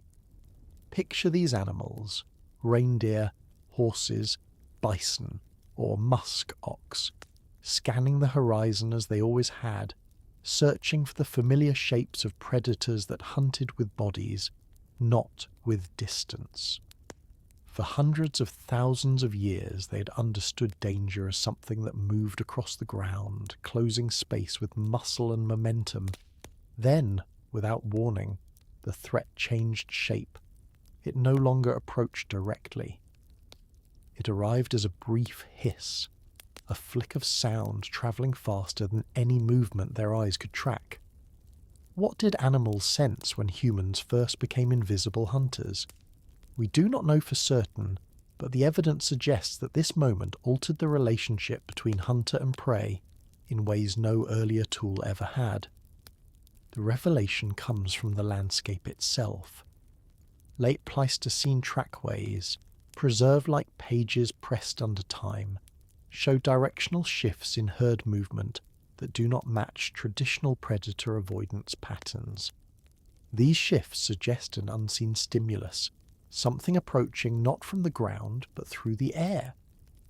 When researchers reconstruct these movements, they find evidence that animals began reacting to long-range threats by redirecting their paths abruptly, even when no predator silhouette was visible. This behaviour suggests an emerging awareness of airborne danger, an entirely new category of threat. Projectile technology did not simply give humans distance. It introduced a sensory challenge for prey animals that their instincts were not built to pass. The sound of a dart cutting through wind, the abrupt impact on hide or muscle, became the first sign of danger. By the time the animals recognized the threat, it was already too late. Behavioral ecology studies help explain this transition. When modern ungulates encounter long-range predators, such as wolves hunting from concealment or humans using firearms, they show different vigilance patterns than when dealing with close-range predators like lions. Their heads lift more frequently, scanning not the ground but the middle distance. They bunch more tightly, move in sudden lateral shifts, and react strongly to unexpected airborne sounds. Comparative studies show that animals adjust their spacing within herds to reduce the likelihood of being singled out by a distant attacker. These behavioral changes are not instinctive. They are learned responses shaped by predation pressure. The late Pleistocene would have offered similar lessons. As humans began striking from afar, prey species adapted, sharpening their sensitivity to sound, movement, and the subtle rhythms of the landscape. Archaeology offers further insight through the study of kill sites. In several regions where Atlatl technology was used extensively, the density of prey remains shifts in ways that reflect altered herd behaviour. Some kill sites show unusually tight clustering of animals, suggesting that herds bunch together under long-range pressure, a strategy effective against some predators, but disadvantageous when projectiles were involved. Other sites show scattered remains, as if animals bolted in sudden flight when darts struck from unexpected angles. These patterns differ markedly from those associated with trapping or close-range hunting, and indicate a new form of interaction between humans and prey. The animals were learning, adjusting their movement to cope with a threat they could not see. Humans, in turn, had to adapt their tactics as prey became more vigilant, creating a dynamic interplay between predator innovation and prey response. Comparative research with modern analogues adds another dimension. Studies of reindeer populations exposed to distant firearm hunting show heightened sensitivity to airborne cues, even when the sound of the weapon is faint.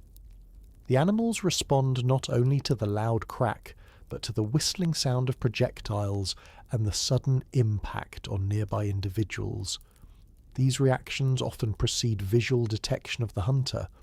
In some cases, herds alter their migratory routes after repeated exposure to long-range predation, shifting to areas where sight lines are shorter or where the terrain disrupts airborne sound. While firearms differ from Atlatl darts, the underlying principle remains the same. When danger arrives through the air, prey adjust their sensory priorities. Their world becomes less predictable. The silence before a cast becomes part of the threat. Predation pressure models help quantify these changes. When the effective range of a hunter increases, the spatial dynamics of prey vigilance shift accordingly. Herds must monitor broader field of view and become attuned to subtle environmental cues. In open environments, this added pressure can lead to increased movement, shorter feeding intervals, and altered group spacing. These models suggest that even modest increases in hunting range can have significant ecological impacts. In some ecosystems, long-range predation can push herds into less optimal grazing areas, influencing not only the animals themselves but the structure of the landscape as well. The late Pleistocene, with its mix of open steppes, tundra corridors and changing climatic rhythms, would have magnified these effects. The Atlatl, by extending human reach, contributed to a cascade of ecological interactions that shaped both human and animal behaviour. Trackway evidence further enriches this picture. In certain fossilised paths, animals shift direction abruptly, in ways that do not correspond to environmental barriers or terrain changes. Researchers interpret these patterns as the signatures of long-range disturbances, possibly sound cues or early projectile impacts. These sudden deviations suggest that prey were responding to stimuli originating from distances greater than typical predator ranges. Such reactions indicate a learning process unfolding across generations, where herd memory, encoded not in individuals but in collective behaviour, adjusted to a new category of threat. This transformation had consequences for human hunters as well. As prey grew more vigilant, humans had to refine their strategies. They learned to approach from angles that minimized sound, to cast darts in ways that exploited wind patterns, and to use landscape features to mask their presence.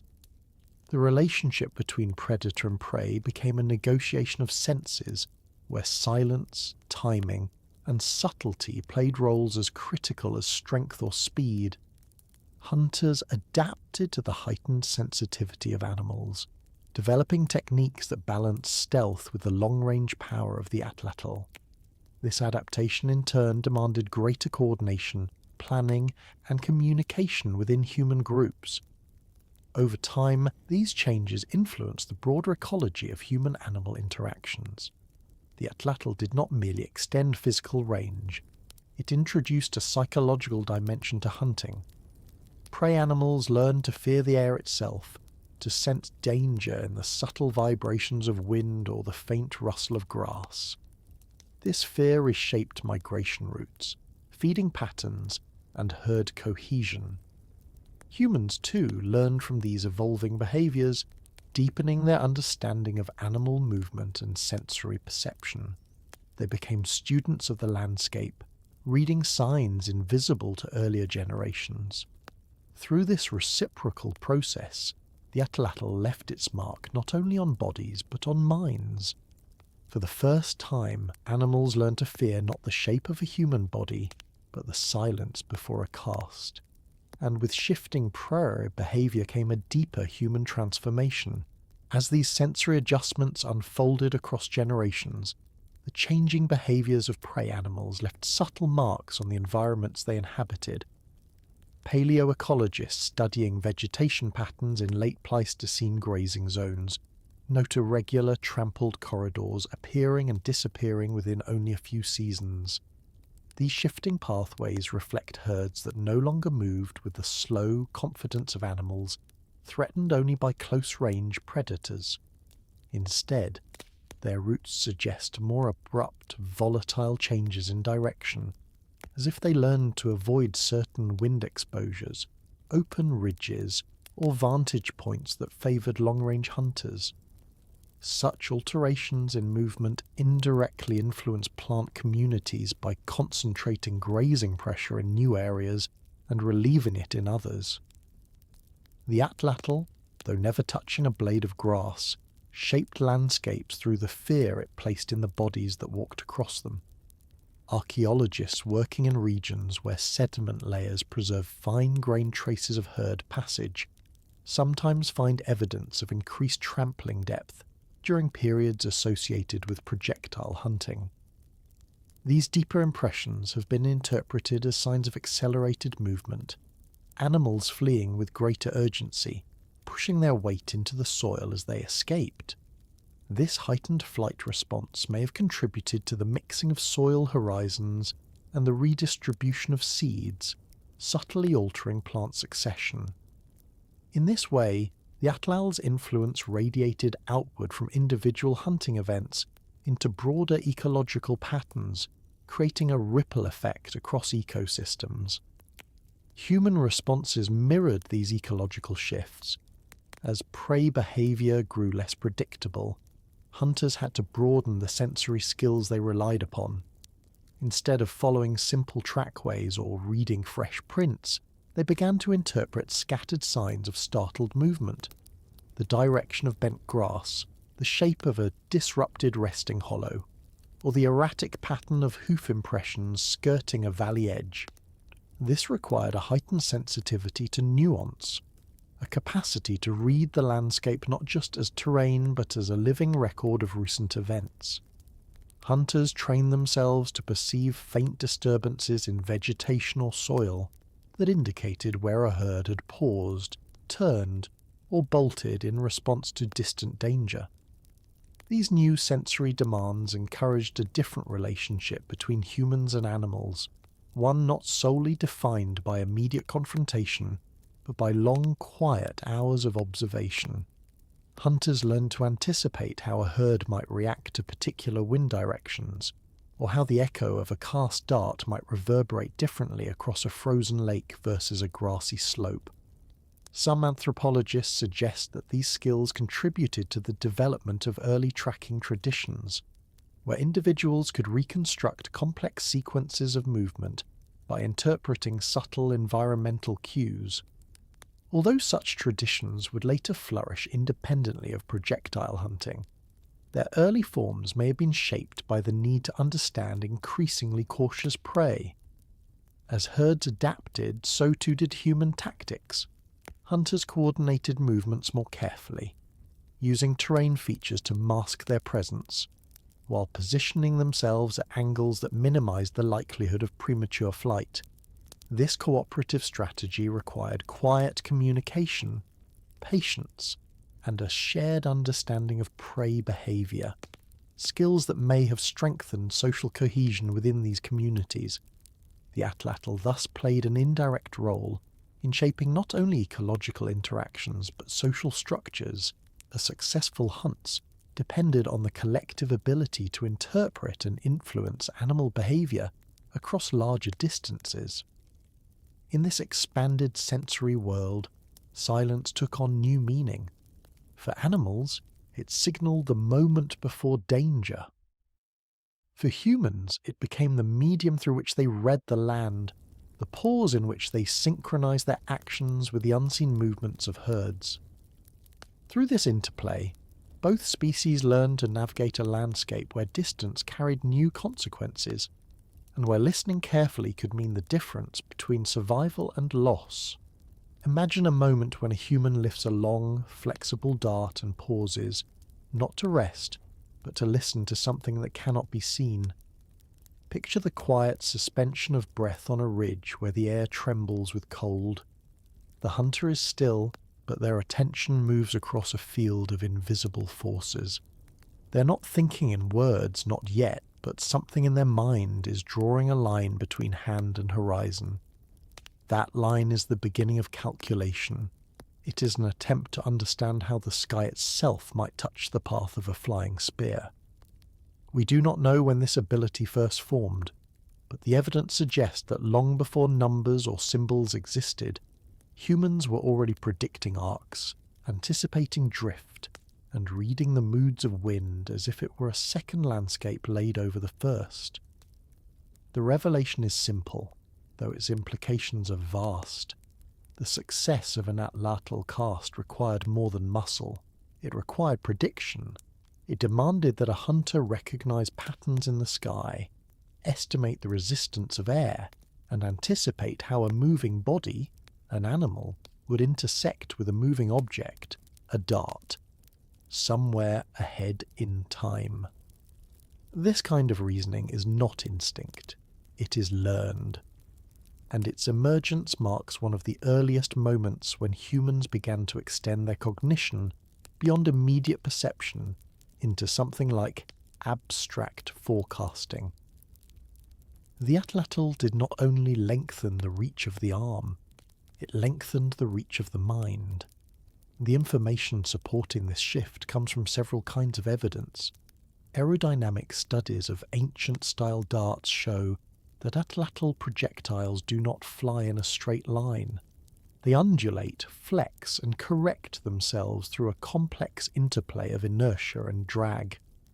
Modern researchers who replicate these weapons in controlled experiments document how small changes in angle of release alter both distance and accuracy, revealing the sensitivity of the system and the cognitive demands placed on ancient hunters. Ethnographic accounts from societies that preserved Atlatl traditions into the recent past describe skilled practitioners reading the behaviour of wind by watching the motion of grass, the shifting of hair across the forearm, or the drifting of dust, adjusting their throws not by trial and error but through a practiced understanding of how air moves across open terrain. Neuroscientists studying ballistic prediction note that such tasks engage specialized neural pathways associated with forward modeling, spatial integration, and anticipatory motor control. And archaeological surveys reveal elevated vantage points near ancient kill sites, suggesting intentional use of wind-exposed ridges where hunters could better time and angle their casts. But these facts alone do not convey the quiet transformation they imply. To appreciate that, one must imagine the mental landscape of a hunter who begins to notice how a rising thermal can lift a dart unexpectedly, or how a cold crosswind near dusk can bend it too far to the left. Such knowledge cannot be written on the ground. It has to be carried in the body, practiced across seasons, and refined through memory. A child watching an elder prepare a cast would see nothing unusual, just the slowing of breath, a tilt of the head, a slight adjustment of stance. Yet within those subtle movements lies a map of the invisible. Each one is a response to the shape of the wind, learned through countless repetitions and remembered not as explicit instruction, but as embodied wisdom etched into the rhythm of throwing. This kind of reasoning marks a shift in how humans related to the environment. Before the Atlatl, danger and opportunity came mostly from the land, from the tracks on the earth, the movements of animals, the positions of rivers, cliffs and valleys. With the advent of long-range projectiles, the sky became a second terrain that needed interpretation. Hunters entering high-latitude or high-altitude regions encountered stronger and more variable winds, making prediction even more essential. The atmosphere itself became part of the hunt. The line of sight was no longer enough. Now the line of air mattered too. The mind that mastered these calculations was not engaged in mathematics as we understand it. Instead, it formed intuitive models of cause and effect. When the wind shifted, the hunter's internal forecast shifted with it. The dart would rise or fall, curve or stabilize, depending on factors felt in the skin and sensed in the breath. This required a form of mental time travel, the ability to envision where a moving object would be in the future. For neuroscientists, this is no small thing. It is one of the foundational capacities that underlie planning, strategy, and complex motor behavior. In this sense, the Atlatl may have been a tutor in thinking ahead, training human minds to trace the consequences of their actions before they occurred. This predictive reasoning shaped not only individual hunters but entire communities. Those who became skilled at reading the wind would teach others, transmitting their knowledge through demonstration rather than words. A child might learn that a dart launched just before a gust arrives will fly truer than one cast after, or that the shape of a valley channels air in subtle, predictable ways.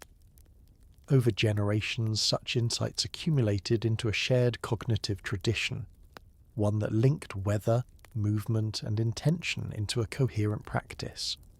This tradition deepened the bond between humans and their environments, making the sky a partner in the hunt rather than an obstacle. Across continents, different groups developed their own ways of interpreting wind and distance. In coastal regions, hunters likely learned to time their casts with the predictable patterns of sea breezes. In open grasslands, the steady pressure of midday winds might have required heavier darts or altered release angles. In colder climates, the dry air of winter would have changed aerodynamic drag, affecting range and penetration. Each environment demanded its own form of expertise, cultivating minds attuned to atmospheric subtleties long before barometers or weather charts existed. The cognitive expansion suggested by these practices can be glimpsed indirectly in the archaeological record. Sites where ancient hunters position themselves on elevated ground reveal an understanding of vantage, timing, and flight path. At some sites, concentrations of spent dart points suggest repeated use of specific locations where wind conditions and visibility converged. These are not random scatters. They are the signatures of communities that return to favoured hunting positions because the sky behaved predictably there. The land remembers these patterns even when the people who created them are gone. Over time, such reasoning may have contributed to broader cultural developments. The ability to anticipate the movement of a dart could have influenced other forms of prediction, tracking the migration of herds, interpreting seasonal weather patterns, or planning routes across vast landscapes. Once humans learned that the world could be understood through the interpretation of invisible forces, the habit of forecasting may have seeped into many aspects of life. In this sense, the Atlatl did more than extend physical reach. It extended cognitive reach, teaching humans to imagine outcomes that had not yet happened and adjust their actions accordingly. In the quiet moment before a cast, a hunter's mind would hold several predictions at once: the distance to the animal, the movement of the herd, the pulse of the wind, the flex of the dart. These predictions were layered, subtle, and constantly updated. The elegance of this mental process is easy to overlook, but it represents one of the earliest forms of modelling complex systems. The hunter, without realising it, was calculating trajectories in the language of experience rather than numbers. The air became not just a medium, but a variable, one that could be shaped through skill. And slowly, perhaps without ever naming the change, humans became creatures who could read the sky. The Atlatl didn't make them thinkers, but it sharpened their thinking. It taught them that the world is patterned and that those patterns can be learned, predicted, and used. It was an early lesson in the quiet mathematics of survival. Transition. And with every cast that traced a line through the air, humans found themselves newly attuned to the forces that shaped the living world, preparing them for transformations yet to come. Imagine holding a tool in your hands that carries both the weight of survival and the weight of story, something engineered to move a spear faster than the human arm could ever manage, yet shaped in ways that speak to animals, memories, and the quiet intentions of a maker long forgotten. Picture a hunter lifting an atlatl whose counterbalance is not simply a stone, but a stone carved into the outline of a bird in flight or a bison in mid-step. The question that rises is simple and haunting. Why would someone decorate a device designed to kill? Or more precisely, why would the earliest engineers of leverage turn their attention not only to the physics of throwing, but to the meanings that could be carved into the very objects that calibrated that force? We do not know for certain what each carving meant to the people who shaped them, but evidence from archaeological collections across North America and Western Eurasia suggests that many Atlatl weights carried dual identities. Their presence was not merely aesthetic. They were functional components designed to adjust rotational balance, stabilize wrist motion, and alter the oscillation of long flexible darts.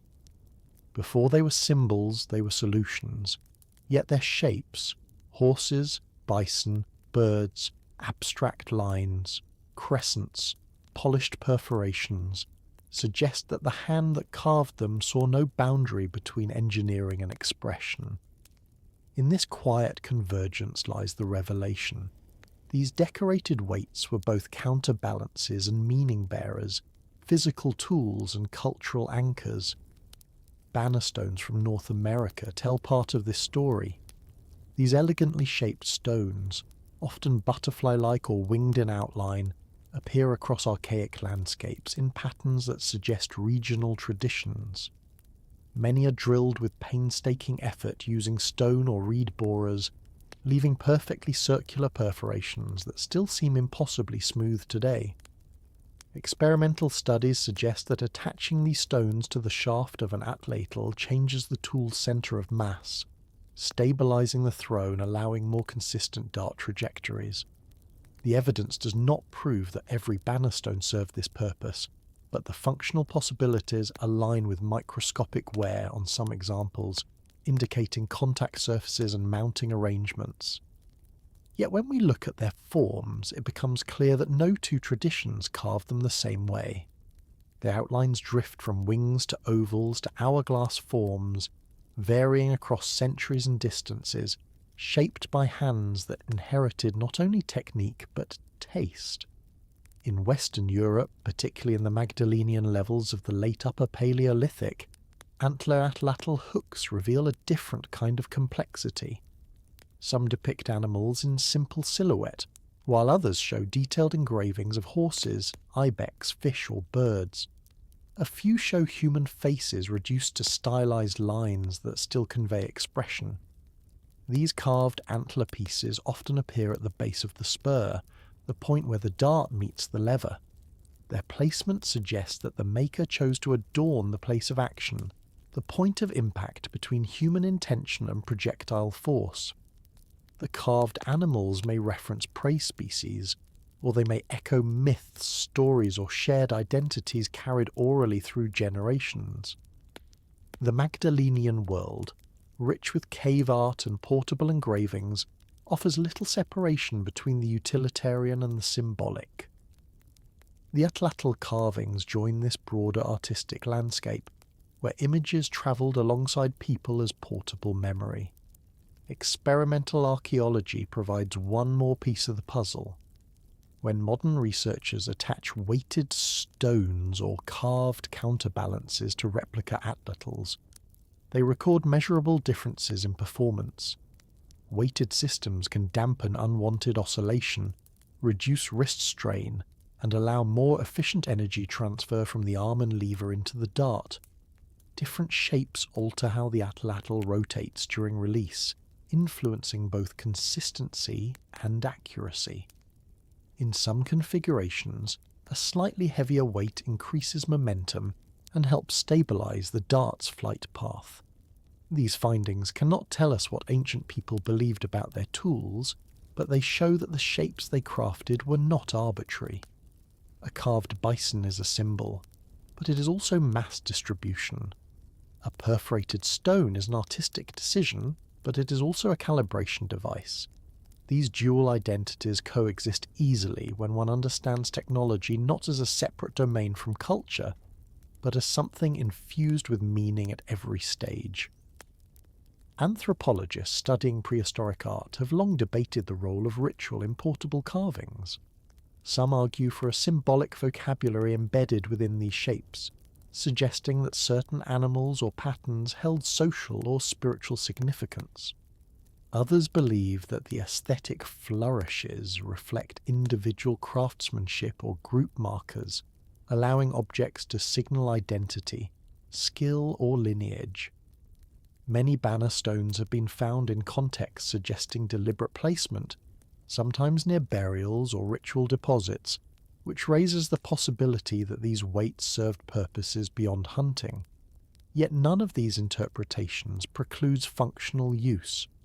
The atlatl itself is a mechanism that transforms human intention into distant force. It is unsurprising that such a device, situated between the body and the world, might also accumulate symbolic value, becoming a surface for shared stories or ancestral memory. Distribution maps deepen this picture. When archaeologists chart where different styles of weights appear, patterns emerge. Certain winged banner stone types cluster along river systems in the eastern woodlands, suggesting that traditions followed cultural boundaries or exchange networks. Other forms appear sporadically across great distances, implying movement or imitation. In Europe, the presence of similar carved animal motifs across different Magdalenian sites hints at shared symbolism among groups separated by terrain, but connected by broader artistic traditions. These patterns remind us that technology does not migrate alone. It carries the fingerprints of the communities that made it, reflecting not only how they hunted but how they saw themselves. What emerges from this mosaic of evidence is a view of the atlatl not simply as a weapon, but as a cultural artifact in the fullest sense. It is a tool shaped by physics but also by aesthetics, belief, memory, and identity. The carvings that decorate the weights do not merely embellish the instrument. They participate in its function and its meaning. They tell us that the people who engineered leverage knew that precision mattered, but they also believed that the shapes they carved mattered too. These tools did not separate the practical from the symbolic. They fused them so tightly that distinguishing them becomes impossible. A counterweight is a carving, and a carving is a counterweight. The realization that emerges quietly is that in the atlatl, engineering and meaning lived side by side. One stabilized the hand, the other stabilized identity. While the weight balanced the physics of a throw, the carvings balanced the place of a hunter within a community. They were reminders that every tool carries more than force. It carries the world view of the person who shaped it. And so, as these carved weights travelled with hunters across continents, they brought not only calibrated mass, but calibrated belonging. And identity followed humans across oceans and continents, Beyond the carvings themselves, the manner in which these objects were made preserves faint traces of the learning required to craft them. Microscopic examinations of banner stones and Magdalenian antler pieces show patterns of abrasion and polish that reveal the slow, repetitive gestures of shaping, sanding, and refining. In some cases, the polishing marks differ slightly between sides, hinting that multiple individuals may have contributed to the same object. This suggests an intergenerational chain of knowledge, where a younger craftsperson may have performed the early shaping while a more experienced hand finished the delicate details or engraved the final motif. These layered signatures echo the layered purposes of the tool itself. The Atlatl was not the product of a single moment of invention, but of many hands working together, each adding precision or meaning in quiet increments. The materials chosen for weights also speak to intention. Some banner stones were carved from stones not found locally, indicating that their makers transported or traded raw materials across considerable distances. The presence of exotic stone types far from their geological sources reveals that people valued not only the shape but the substance of their counterweights. A piece made of fine-grained slate or banded greenstone may have been prized not because it performed differently, but because it connected the user to a place, a journey, or a memory. In this way, the Atlatl weight could become a small vessel of geography. It carried fragments of distant landscapes into new territories, linking people across space through the very objects that extended their reach. Some archaeologists have noted that unfinished weights appear in several excavation sites, objects with drilled holes but no final shaping, or stones whose outlines were only partly carved before being abandoned. These unfinished pieces open a window into the process of creation. They show that the act of making was sometimes interrupted, or that an apprentice's work may not have met functional standards. They hint at workshops without walls, places where people sat together to grind, drill, and test the balance of a stone until it suited the rhythm of a particular throw. From these fragments, we understand that Atlatl weights were not merely acquired, they were practiced into being. In a few rare cases, wear patterns on weights show traces of pigments, suggesting that some objects may have once carried colour. Red ochre, charcoal black, or mineral streaks appear faintly on certain banner stones, preserved only in protected recesses or beneath later accumulations. If these traces represent intentional decoration, then the Atlatl weight becomes even more layered: functional mass, carved symbol, and painted surface. The application of colour, ephemeral and easily lost, would have added yet another dimension of meaning, perhaps marking ownership, lineage, or ritual preparation before a hunt. Even if these pigments were incidental, transferred from hands already covered in ochre or soot, they still reveal the closeness between daily life and tool-making, where the materials of ceremony and the materials of engineering often overlapped. The spatial arrangement of weights within archaeological deposits also offers quiet clues. Some appear intentionally placed beside hearths or clustered with other symbolic objects, suggesting they held value beyond their mechanical roles. Others are found in caches, stored for future use or preserved for reasons that remain unknown. Their placement hints at moments when people gathered their tools together, protecting them from the weather or from loss. In these arrangements, we see glimpses of the social lives of objects, moments when a community recognized that certain stones deserved to be kept, remembered, and returned to. Taken together, these lines of evidence reveal that Atlatl weights were not purely the outcome of necessity. They were part of a broader tradition in which technology and meaning reinforced each other.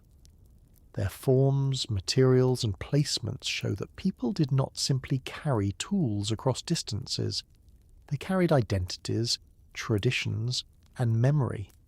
And as groups moved across rivers, plains, and coastlines, These carved pieces of stone and antler moved with them, quiet companions in the long story of human dispersal.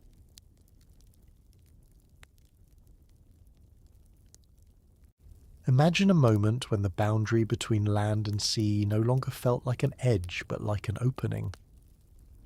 Picture early humans standing on a shoreline where wind cut across tidal flats, and the scent of salt carried far inland, their atlatls resting against driftwood, their long, flexible darts drying beside a quiet fire. The coast was not yet a place to settle, but a place to watch, to listen, to understand how tides pulled and receded like the pulse of a slow-breathing world. The question that rises from these ancient shorelines is this: could a tool meant for hunting on land have shaped the way humans first approached the sea? Could the Atlatl, designed to send a dart across distance, have extended human movement into environments where food swam, surfaced and vanished in moments too brief for close pursuit? We do not know for certain, but the archaeological record suggests that long-range hunting made coastal settlement far more viable than it would have been with thrusting spears alone.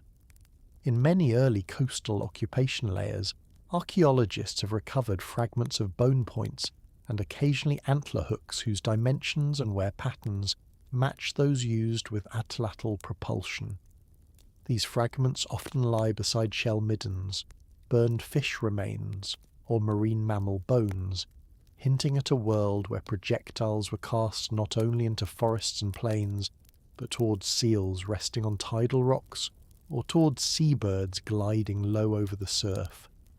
In some sites, dart tips appear in contexts where close-range pursuit would have been dangerous or nearly impossible, such as alongside deep-water channel edges or cliff-bound rookeries. These locations suggest hunters who understood that range could transform risk, allowing them to reach animals without climbing precarious slopes or wading through surf where waves could crush a body against stone. Marine faunal assemblages deepen this picture. Bones of seals, sea lions, and coastal birds show cut-mark patterns associated with early human processing, yet these remains appear in periods long before the earliest known harpoons or specialized fishing technologies. Some of the species represented rest far enough offshore, or react quickly enough to disturbance that close contact would have been unfeasible without long-range tools. The presence of these remains, especially in contexts lacking sophisticated watercraft, suggests that even basic shoreline hunting demanded a capacity to strike from distance. In this sense, the Atlatl may have served as a bridge between terrestrial and maritime subsistence, allowing early groups to draw nourishment from a broader ecological spectrum, while reducing the dangers posed by slippery rock shelves and unpredictable waves. Paleogeographic reconstructions reveal that these coastal opportunities were not static. During periods when sea levels dropped, broad coastal plains emerged, exposing tidal basins, river deltas, and shallow embayments that no longer exist. These now submerged landscapes would have hosted vast populations of marine mammals, fish, and seabirds. The people who walk these plains, tens of thousands of years before modern shorelines took shape, would have seen a coastal world very different from the narrow strips we know today. These ancient corridors may have become migration routes, places where groups could follow the movements of herds and coastal animals for long distances with consistent access to food. In these open spaces, the Atlatl's range became not just advantageous but transformative. It amplified the reach of the human body into an environment where animals moved quickly, vanished suddenly, and could be approached only from specific angles shaped by tides and light. Stable isotope analyses of human remains from some coastal populations show mixed terrestrial marine diets, revealing that people were not merely passing through these shorelines but building lives along them. In such contexts, the Atlatl may have functioned as a multi-purpose tool, one suited to hunting both land animals that graze near the water and marine species that surfaced only briefly. These dietary signatures provide evidence that coastlines were not marginal habitats, but places where humans found reliable sustenance, especially during periods of climatic instability inland. In some cases, isotopic values fluctuate seasonally, suggesting that groups shifted their focus between land and sea as the year progressed, adjusting their strategies to the rhythms of tides, migrations and storms. The distribution of Atlatl-like technologies in island environments adds another layer of evidence.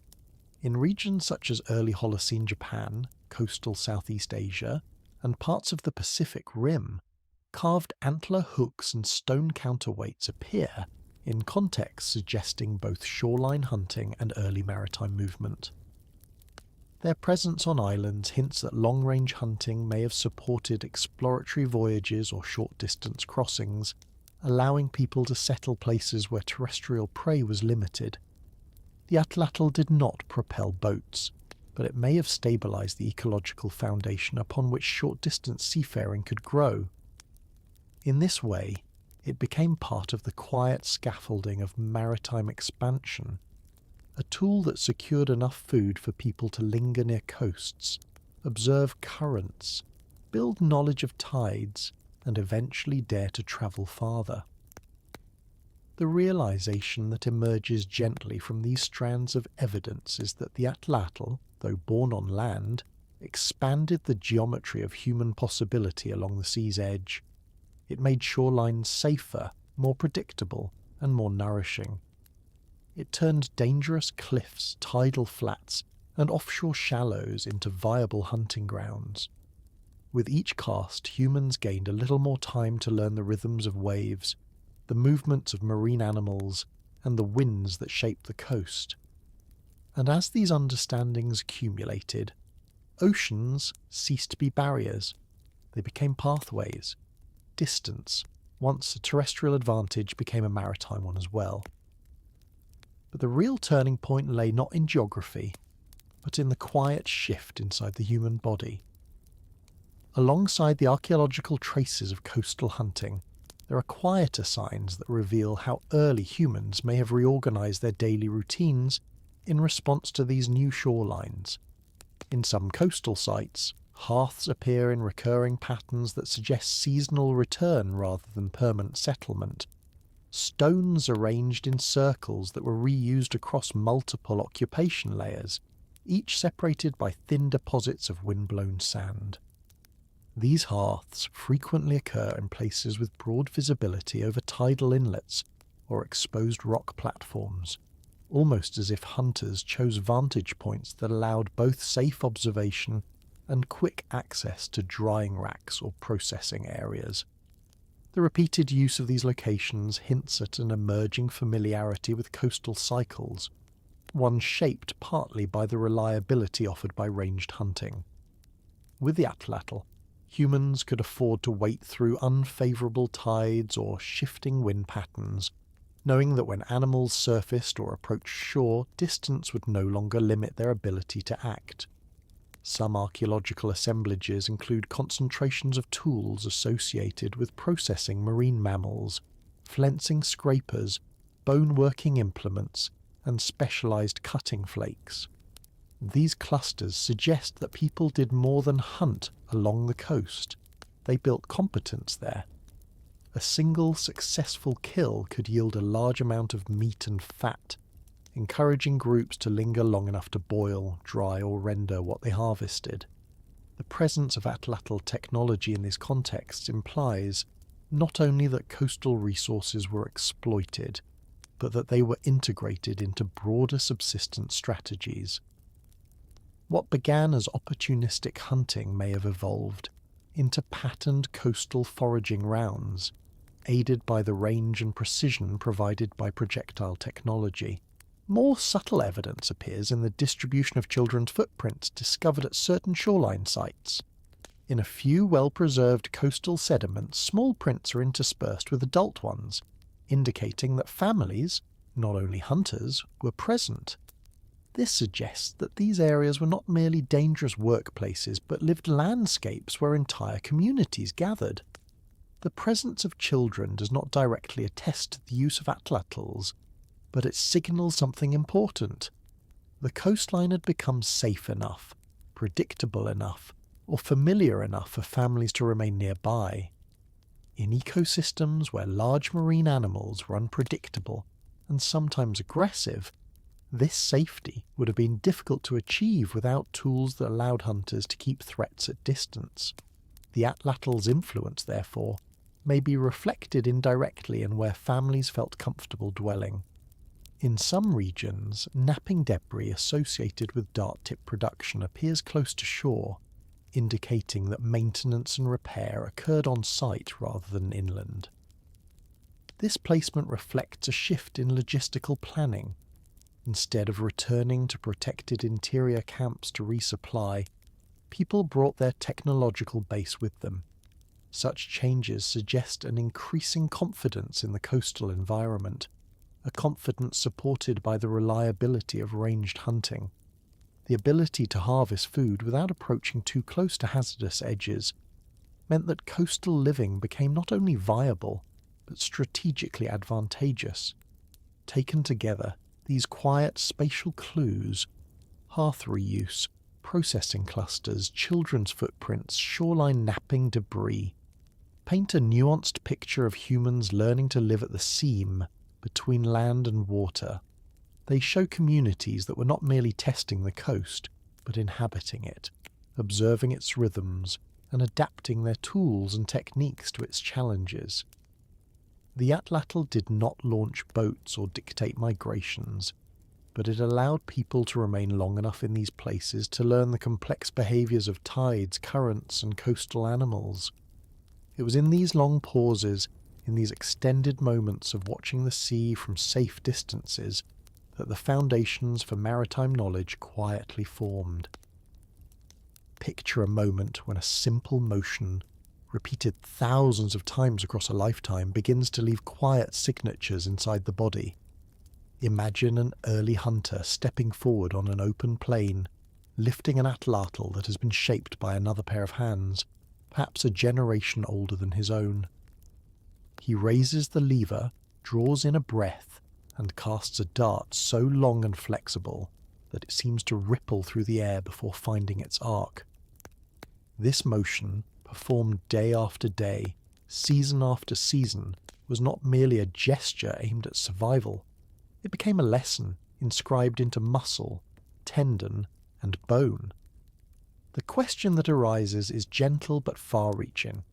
Did this tool, born of wood, antler, and stone, change the human body itself? We do not know for certain, but biomechanical studies suggest that the repeated use of an atlatl places demands on the body unlike those produced by thrusting or hand-thrown spears. The act of leverage-assisted throwing requires the shoulder to rotate at speeds and angles that few natural movements replicate. It lengthens the arc through which the arm travels, alters the timing of wrist release, and engages a chain of muscles extending from the fingertips to the ribs. Over time, this chain grows stronger, denser, more resilient to strain. Experimental reconstructions show that habitual Atlatl users develop increased rotational strength in the shoulder and upper arm, the result of repetitive movements that both stabilize and accelerate the lever. These patterns do not become visible quickly, but across years, especially in communities where Atlatl use formed part of daily subsistence, they would have shaped the physical character of hunters in subtle and lasting ways. Archaeological evidence adds a second line of insight. Skeletal remains from populations known to have relied heavily on projectile technology sometimes show strain markers associated with repetitive throwing. These include changes at the sites where rotator cuff muscles attach to the humerus, faint thickening of bone surfaces shaped by long-term tension, and patterns of asymmetry between dominant and non-dominant arms. Some individuals display enlarged deltoid tuberosities or reinforced areas near the shoulder joint, signs of a life spent casting weight forward with controlled force. These markers do not prove that a specific tool was used, but when combined with contextual evidence, dart points, Atlatl fragments, butchery patterns, they suggest a body moulded by distance hunting. In this way, bones become archives of motion, quiet records of how people once moved through their world. Comparative anatomy deepens this understanding. When we examine the shoulder mobility of Homo sapiens alongside earlier hominins, a pattern emerges. Our species possesses a unique combination of flexibility and rotational range that favours high-velocity throwing. Earlier hominins, with their robust frames and different scapular orientations, may have thrown objects, but their bodies do not appear optimized for the same kind of whip-like acceleration that an Atlatl demands.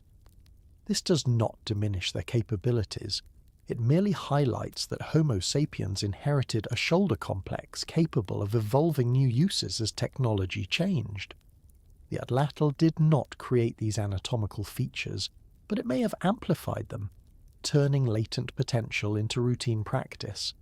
In this sense, the tool and the body formed a partnership, each informing the other's evolution. Biomechanical modelling of leverage-assisted throws provides a further dimension. By attaching a dart to the hooked end of an atlatl, the thrower increases the effective length of their arm, generating more torque and allowing the dart to reach speeds unattainable by hand alone. This amplification of force requires precise coordination between multiple muscle groups. The rotator cuff stabilizes the shoulder during rapid acceleration. The core muscles maintain posture and prevent unwanted rotation, and the forearm and wrist control the timing of release. Over time, this repeated coordination may have altered not only strength, but the neural pathways responsible for fine motor control. The Atlatl becomes not just a mechanical tool, but a cognitive motor system, shaping how people learn to move, balance, and respond to the physical properties of their environment. Repetitive casting would also have influenced endurance. Unlike thrusting weapons, which rely on short bursts of force, Atlatl hunting demands sustained periods of readiness, holding the lever steady, tracking the movement of prey, waiting for wind to align with trajectory. Maintaining this posture engages back and shoulder muscles for extended durations, potentially encouraging new patterns of stance and balance. Hunters who relied on the Atlatl may have stood differently, moved differently, and even carried themselves with a posture shaped by the demands of long-distance precision. These changes would have accumulated quietly across the years, leaving no written records but perhaps contributing to the subtle, regional differences that anthropologists occasionally note in skeletal populations. The most intriguing element is not the change itself, but the direction of its influence. A tool born outside the body reached inward, shaping its user in ways that could persist across generations. This was not biological evolution, but developmental adaptation, a shaping of bone and muscle through practice. A hunter who began training in early adolescence would have grown into an adult with a shoulder conditioned for long-range accuracy, a torso balance for rotating through wide arcs, and hands practiced in timing release to the briefest moment of still air. These physical traits, earned rather than inherited, might have influenced everything from social roles to patterns of daily labour. Those most skilled with the Atlatl may have become specialists in their communities, individuals whose bodies reflected the stories of their tools. It's also possible that these bodily changes affected the rhythms of work and rest within groups. A hunter with a finely conditioned throwing arm may have been capable of travelling farther, hunting longer, or providing more reliably for the community. This reliability could reinforce social structures, influence seasonal movements, or determine how tasks were distributed among individuals.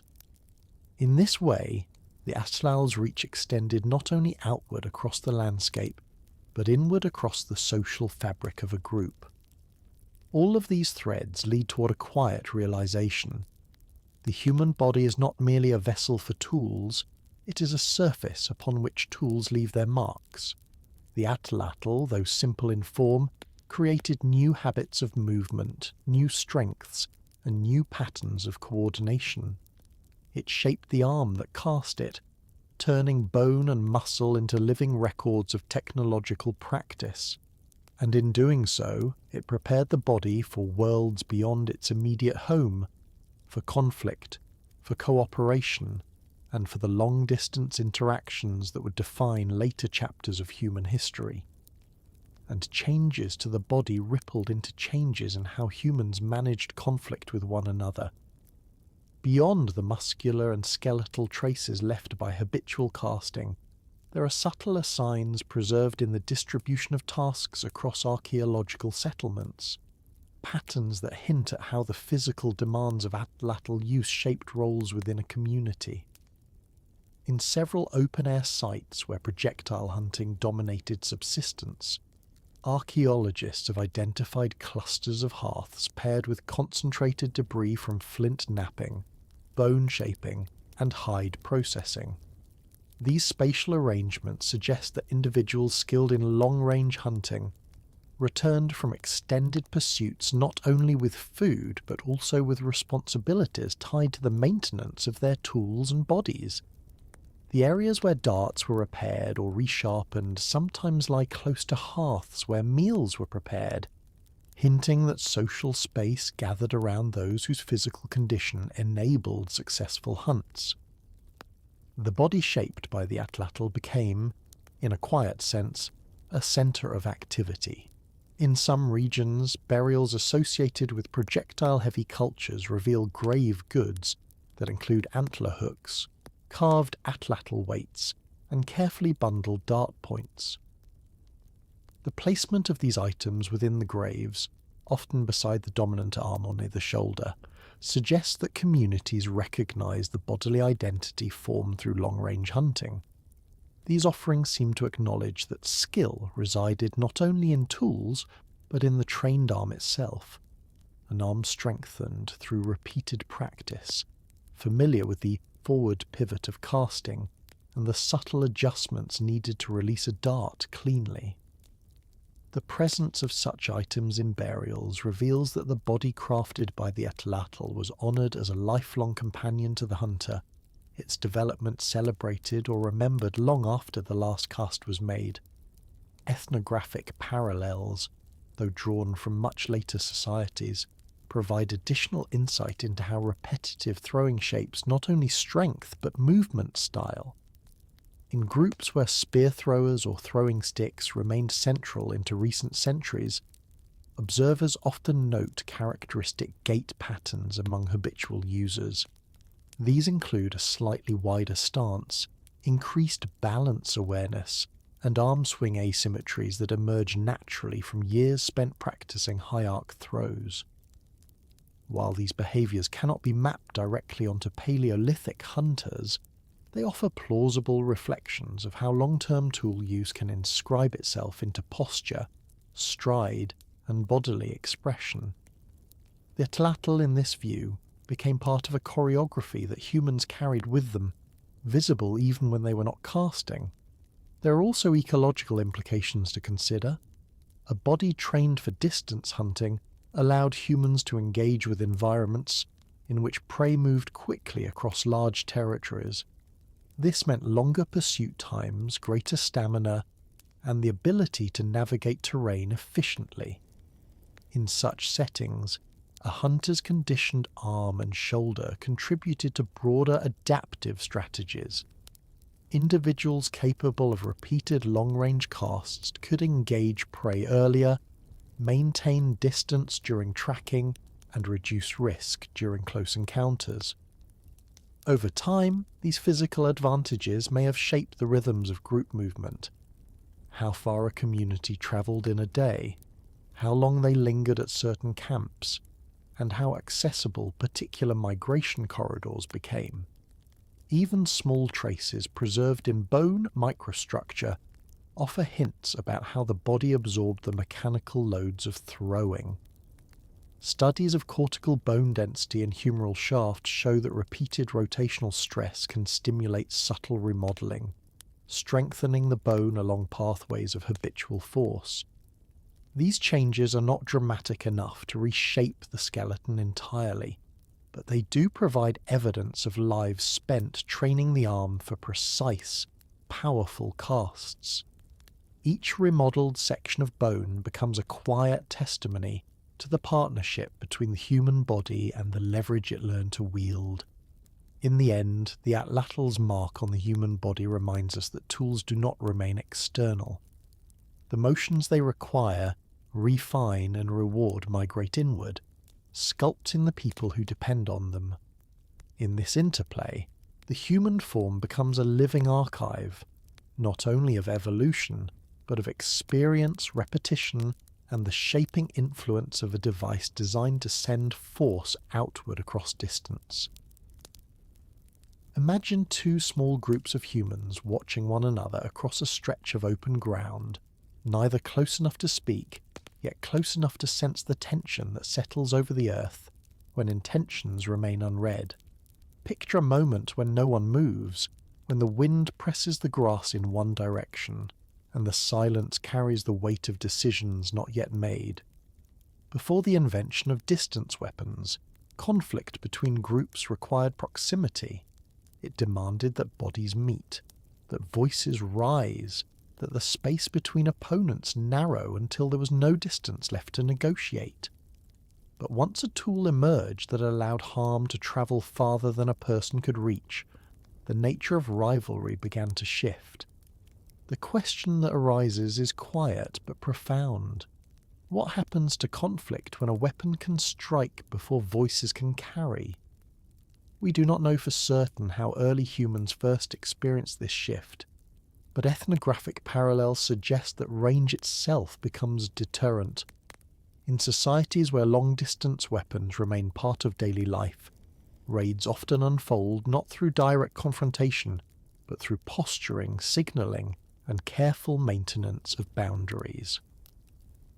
A group may position itself at a ridge or rise, demonstrating its capacity to strike from afar in a display meant to discourage encroachment. The weapon becomes a message, and the act of holding it becomes a form of communication. This does not mean violence disappears.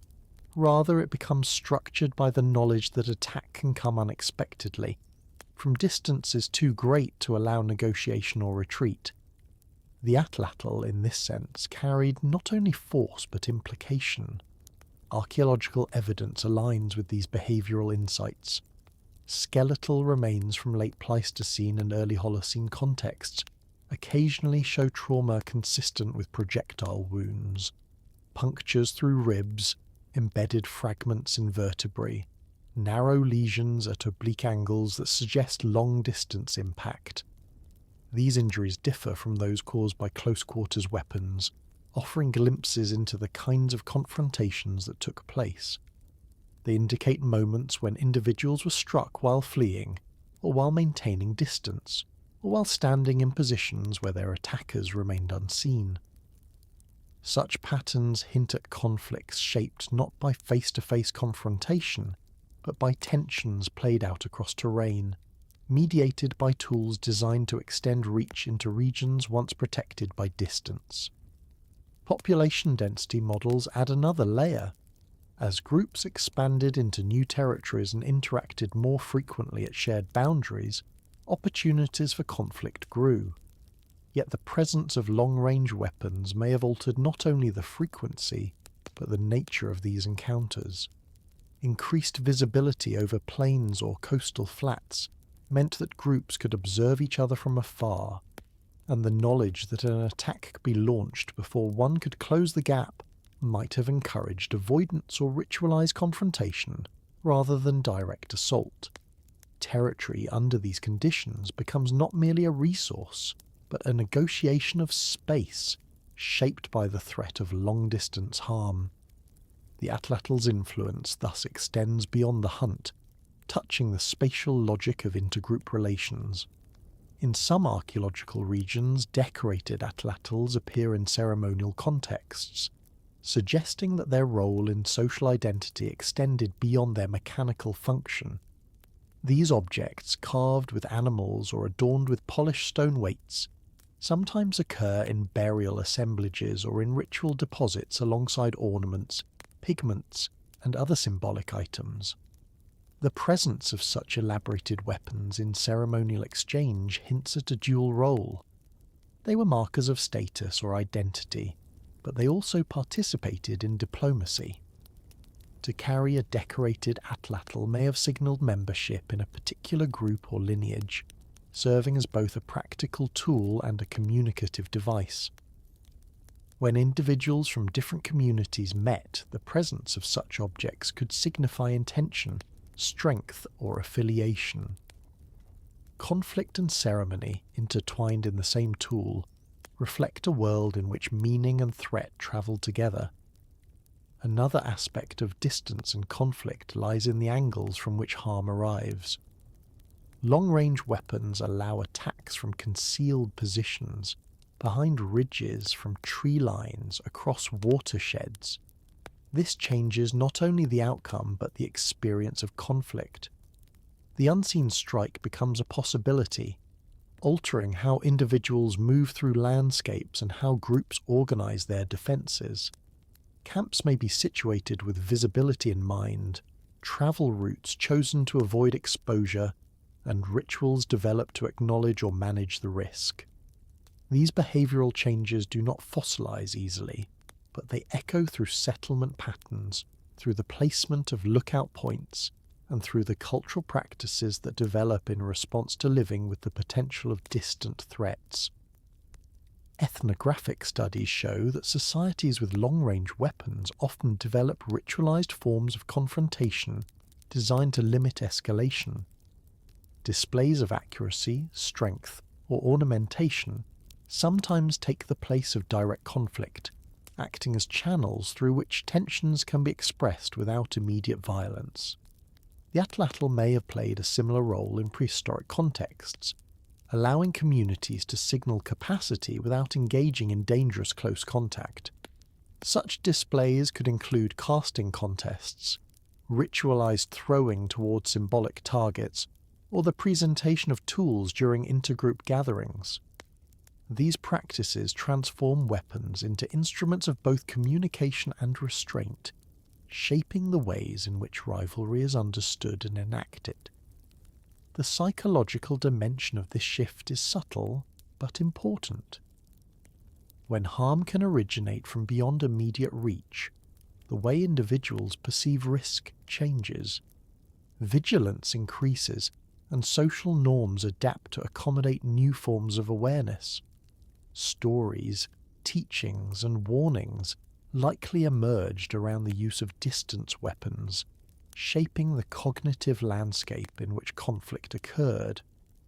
These narratives may have influenced how children learned about boundaries, how adults assessed danger, and how communities interpreted events linked to unseen causes. The Atlatl thus becomes part of a broader cultural evolution, reshaping the mental and emotional frameworks through which rivalry is understood. What emerges from these threads of evidence is not a portrait of escalating violence, but a picture of shifting dynamics, tensions managed through distance, deterrence, signalling, and selective confrontation. The Atlatl extended the range of human intention, and in doing so it transformed both offense and defense. It created a space between groups, a silence in which decisions took shape, and in which the presence of a tool could influence outcomes without being used. In this silence, rivalry took on new forms, shaped by caution, by symbolic display, and by the knowledge that harm could travel farther than ever before. The realization that settles quietly is this: distance changed not only how humans hunted others, but how they confronted themselves. It altered the patterns of conflict, the rituals of warning, and the landscapes of interaction. And as groups navigated this new geometry of space and intention, a deeper transformation began to unfold, one that would ripple into later technologies, later negotiations, and later understandings of power. And from that tension, a final transformation emerged. Across certain landscapes, archaeologists sometimes find traces that hint at how people position themselves relative to possible threats. Some camps appear tucked behind subtle rises or low ridge lines that interrupt clean line of sight from distant approaches. Others show evidence of carefully cleared viewing corridors, narrow openings through brush or tall grasses that would have allowed early warning without exposing the camp itself.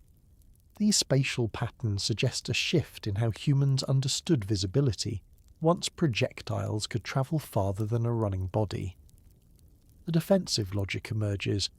Place yourself where you can see without being seen, where the arc of a potential cast can be predicted or managed. These predictable footprints in the land reflect communities adjusting to the new geometry of risk created by long-range weapons. In a few regions, perimeter markers appear in the archaeological record, often in the form of deliberately arranged stones or repeated post holes, as if groups established boundaries symbolically. While their precise function cannot be known, their spacing sometimes corresponds to lines of sight, rather than to barriers meant to prevent physical intrusion. These could have served as reminders of negotiated zones, places where groups knew that stepping beyond a certain point invited questions or challenges. The existence of such spatial codes implies that people were learning to structure rivalry in ways that reduced unnecessary violence, acknowledging that escalation could unfold too quickly when distance was no longer a protection but a vulnerability. In the realm of portable objects, certain Atlatl-related items show wear that suggests ceremonial handling rather than everyday use. Polished surfaces appear in places unlikely to experience friction during hunting, hinting that these tools, perhaps replicas or stylized versions, were carried in gatherings, exchanges, or diplomatic meetings. The presence of pigment traces on some pieces suggests they may have been decorated for particular events. Such objects complicate the picture. They reveal that conflict was not only defined by the threat of harm, but also by the performance of restraint. A group may have approached another not with a cast, but with a carefully held symbol of partnership or parity, using the same form that in other contexts projected danger. Oral traditions from later societies with spear-thrower technologies demonstrate another dimension: the role of distance weapons in shaping moral or ethical norms around conflict. In some cultures, projectiles were expected to be used only after specific warnings or ritualized calls, allowing tension to be expressed through controlled gestures. Although we cannot project these specific customs into the deep past, such traditions show that communities can develop intricate rules to manage tools capable of extending harm beyond immediate presence. The Atlatl may have encouraged early humans to create a social language around risk, responsibility, and the conditions under which force was acceptable. Even the way people travelled seems to shift in the archaeological record. Some paths meander along the safer sides of valleys or behind natural windbreaks, suggesting a preference for movement that minimized exposure. Others follow gentle slopes that offer unobstructed views in multiple directions, useful when the threat could come from a cast rather than a charge. These routes, subtle yet intentional, hint at a world where rivalry could be anticipated from farther away, and where the simple act of walking required awareness shaped by a tool capable of turning long silence into sudden consequence. In all of these traces, settlement placement, boundary cues, ceremonial artifacts, movement pathways, a new understanding of rivalry takes form. People were not simply reacting to threats. but learning to choreograph space, message, and posture around them. The Atlatl, by allowing harm to move through the air before bodies ever met, created a kind of suspended moment in which decision and restraint mattered as much as force. It carved out a silence not of peace but of calculation, a space where tension held its breath until intention became clear.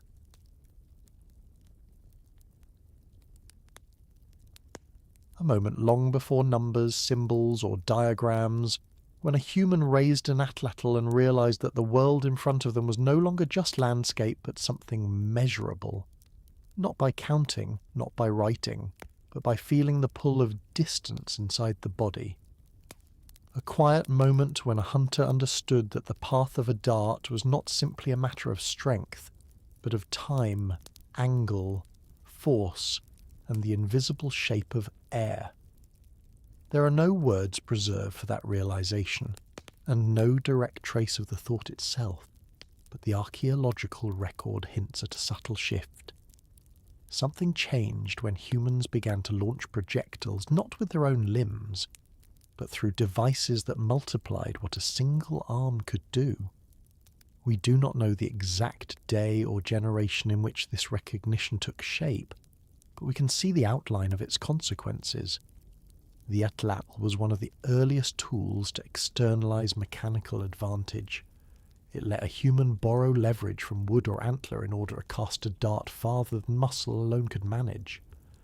In doing so, it required the hunter to imagine a path beyond the reach of the fingertips. This projection, even without formal mathematics, was a kind of mental extension. It transformed the hunt from a close confrontation to a small calculation played out in the air. The revelation here is that the tool did not simply push a projectile forward, it pushed thinking forward as well. As we look across archaeological sequences, we see patterns that suggest a technological lineage.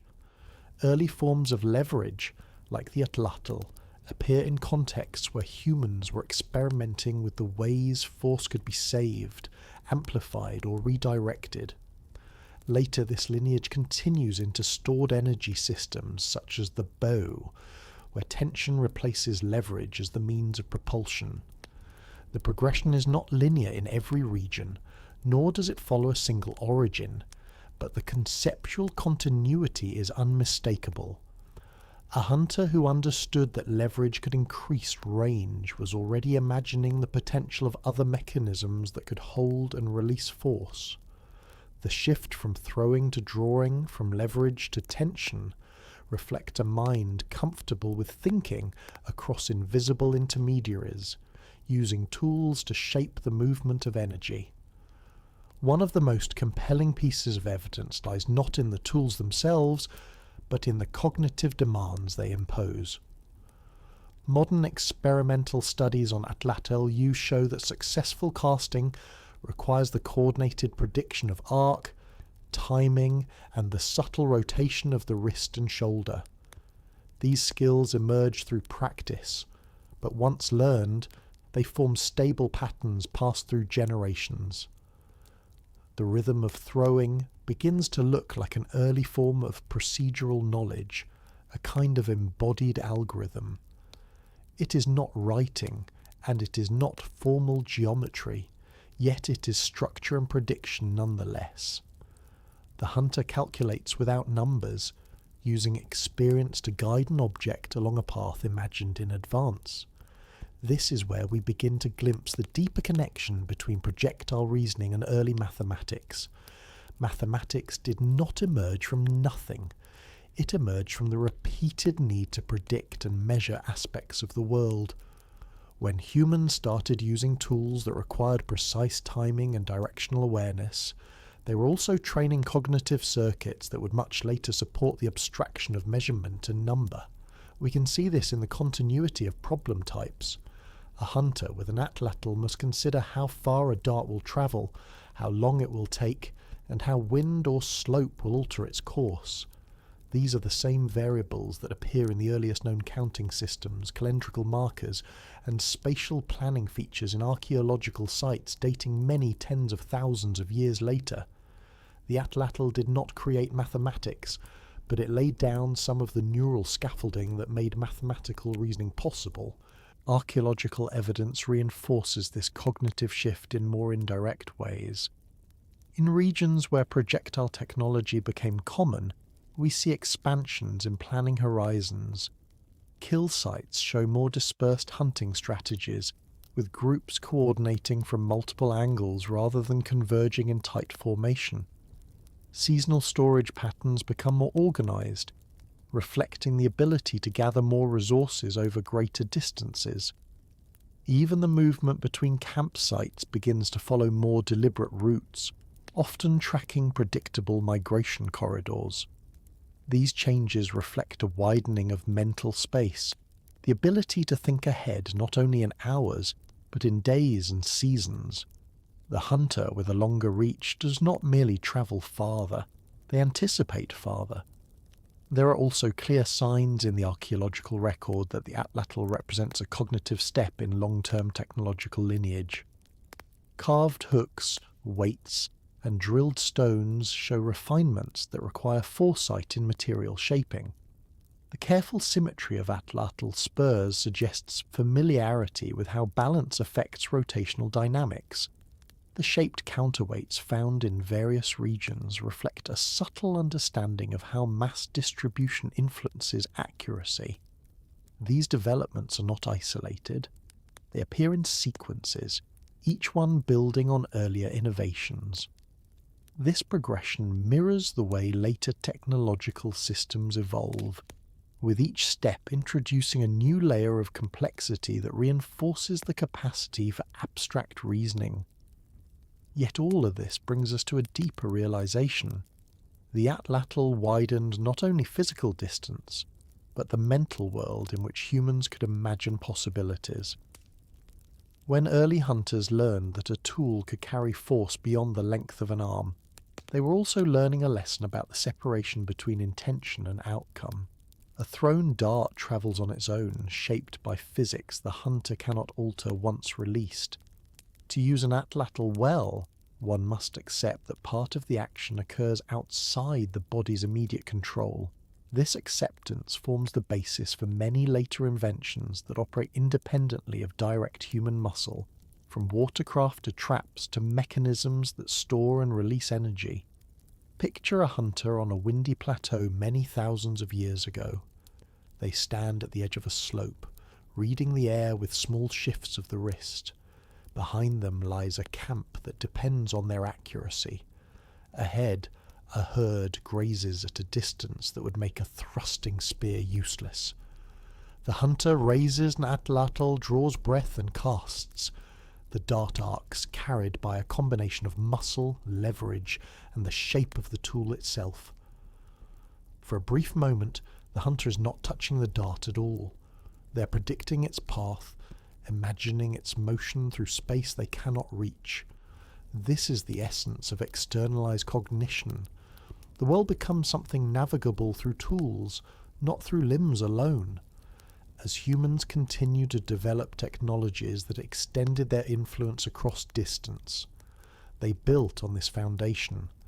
The Atlatl represents one of humanity's early recognitions that tools could act as intermediaries between intention and outcome. It is a quiet but profound shift, from doing to guiding, from force to calculation, from simple contact to controlled separation.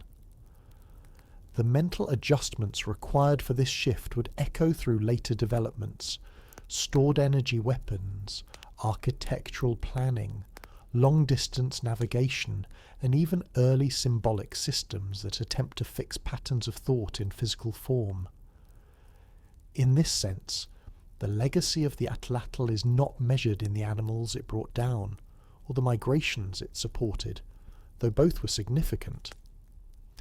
Its deeper legacy lies in the ways it invited humans to imagine the world as something that could be shaped through knowledge of distance, force, and timing. It encouraged thinking that moved outward, that anticipated consequences beyond immediate touch. It nudged the mind toward abstraction, without ever leaving the realm of practical action. The Atlatl becomes then not only a tool of survival, but a bridge between physical skill and the early stirrings of conceptual thought. And when we consider the long arc of human history, it becomes clear how quiet innovations like this one accumulate. They do not announce themselves with sudden leaps, but with incremental shifts in how people move, predict, and remember. The Atlatl marks one such shift. It taught humans to see the world as a place where distance was negotiable, where invisible forces could be understood, and where actions could be planned with precision beyond the reach of instinct. And so the story moves onward into the inventions that followed, each one another quiet extension of ourselves. In the long history of our species, distance was not merely the space between hunter and prey, it was the first outline of the world our minds would eventually learn to measure.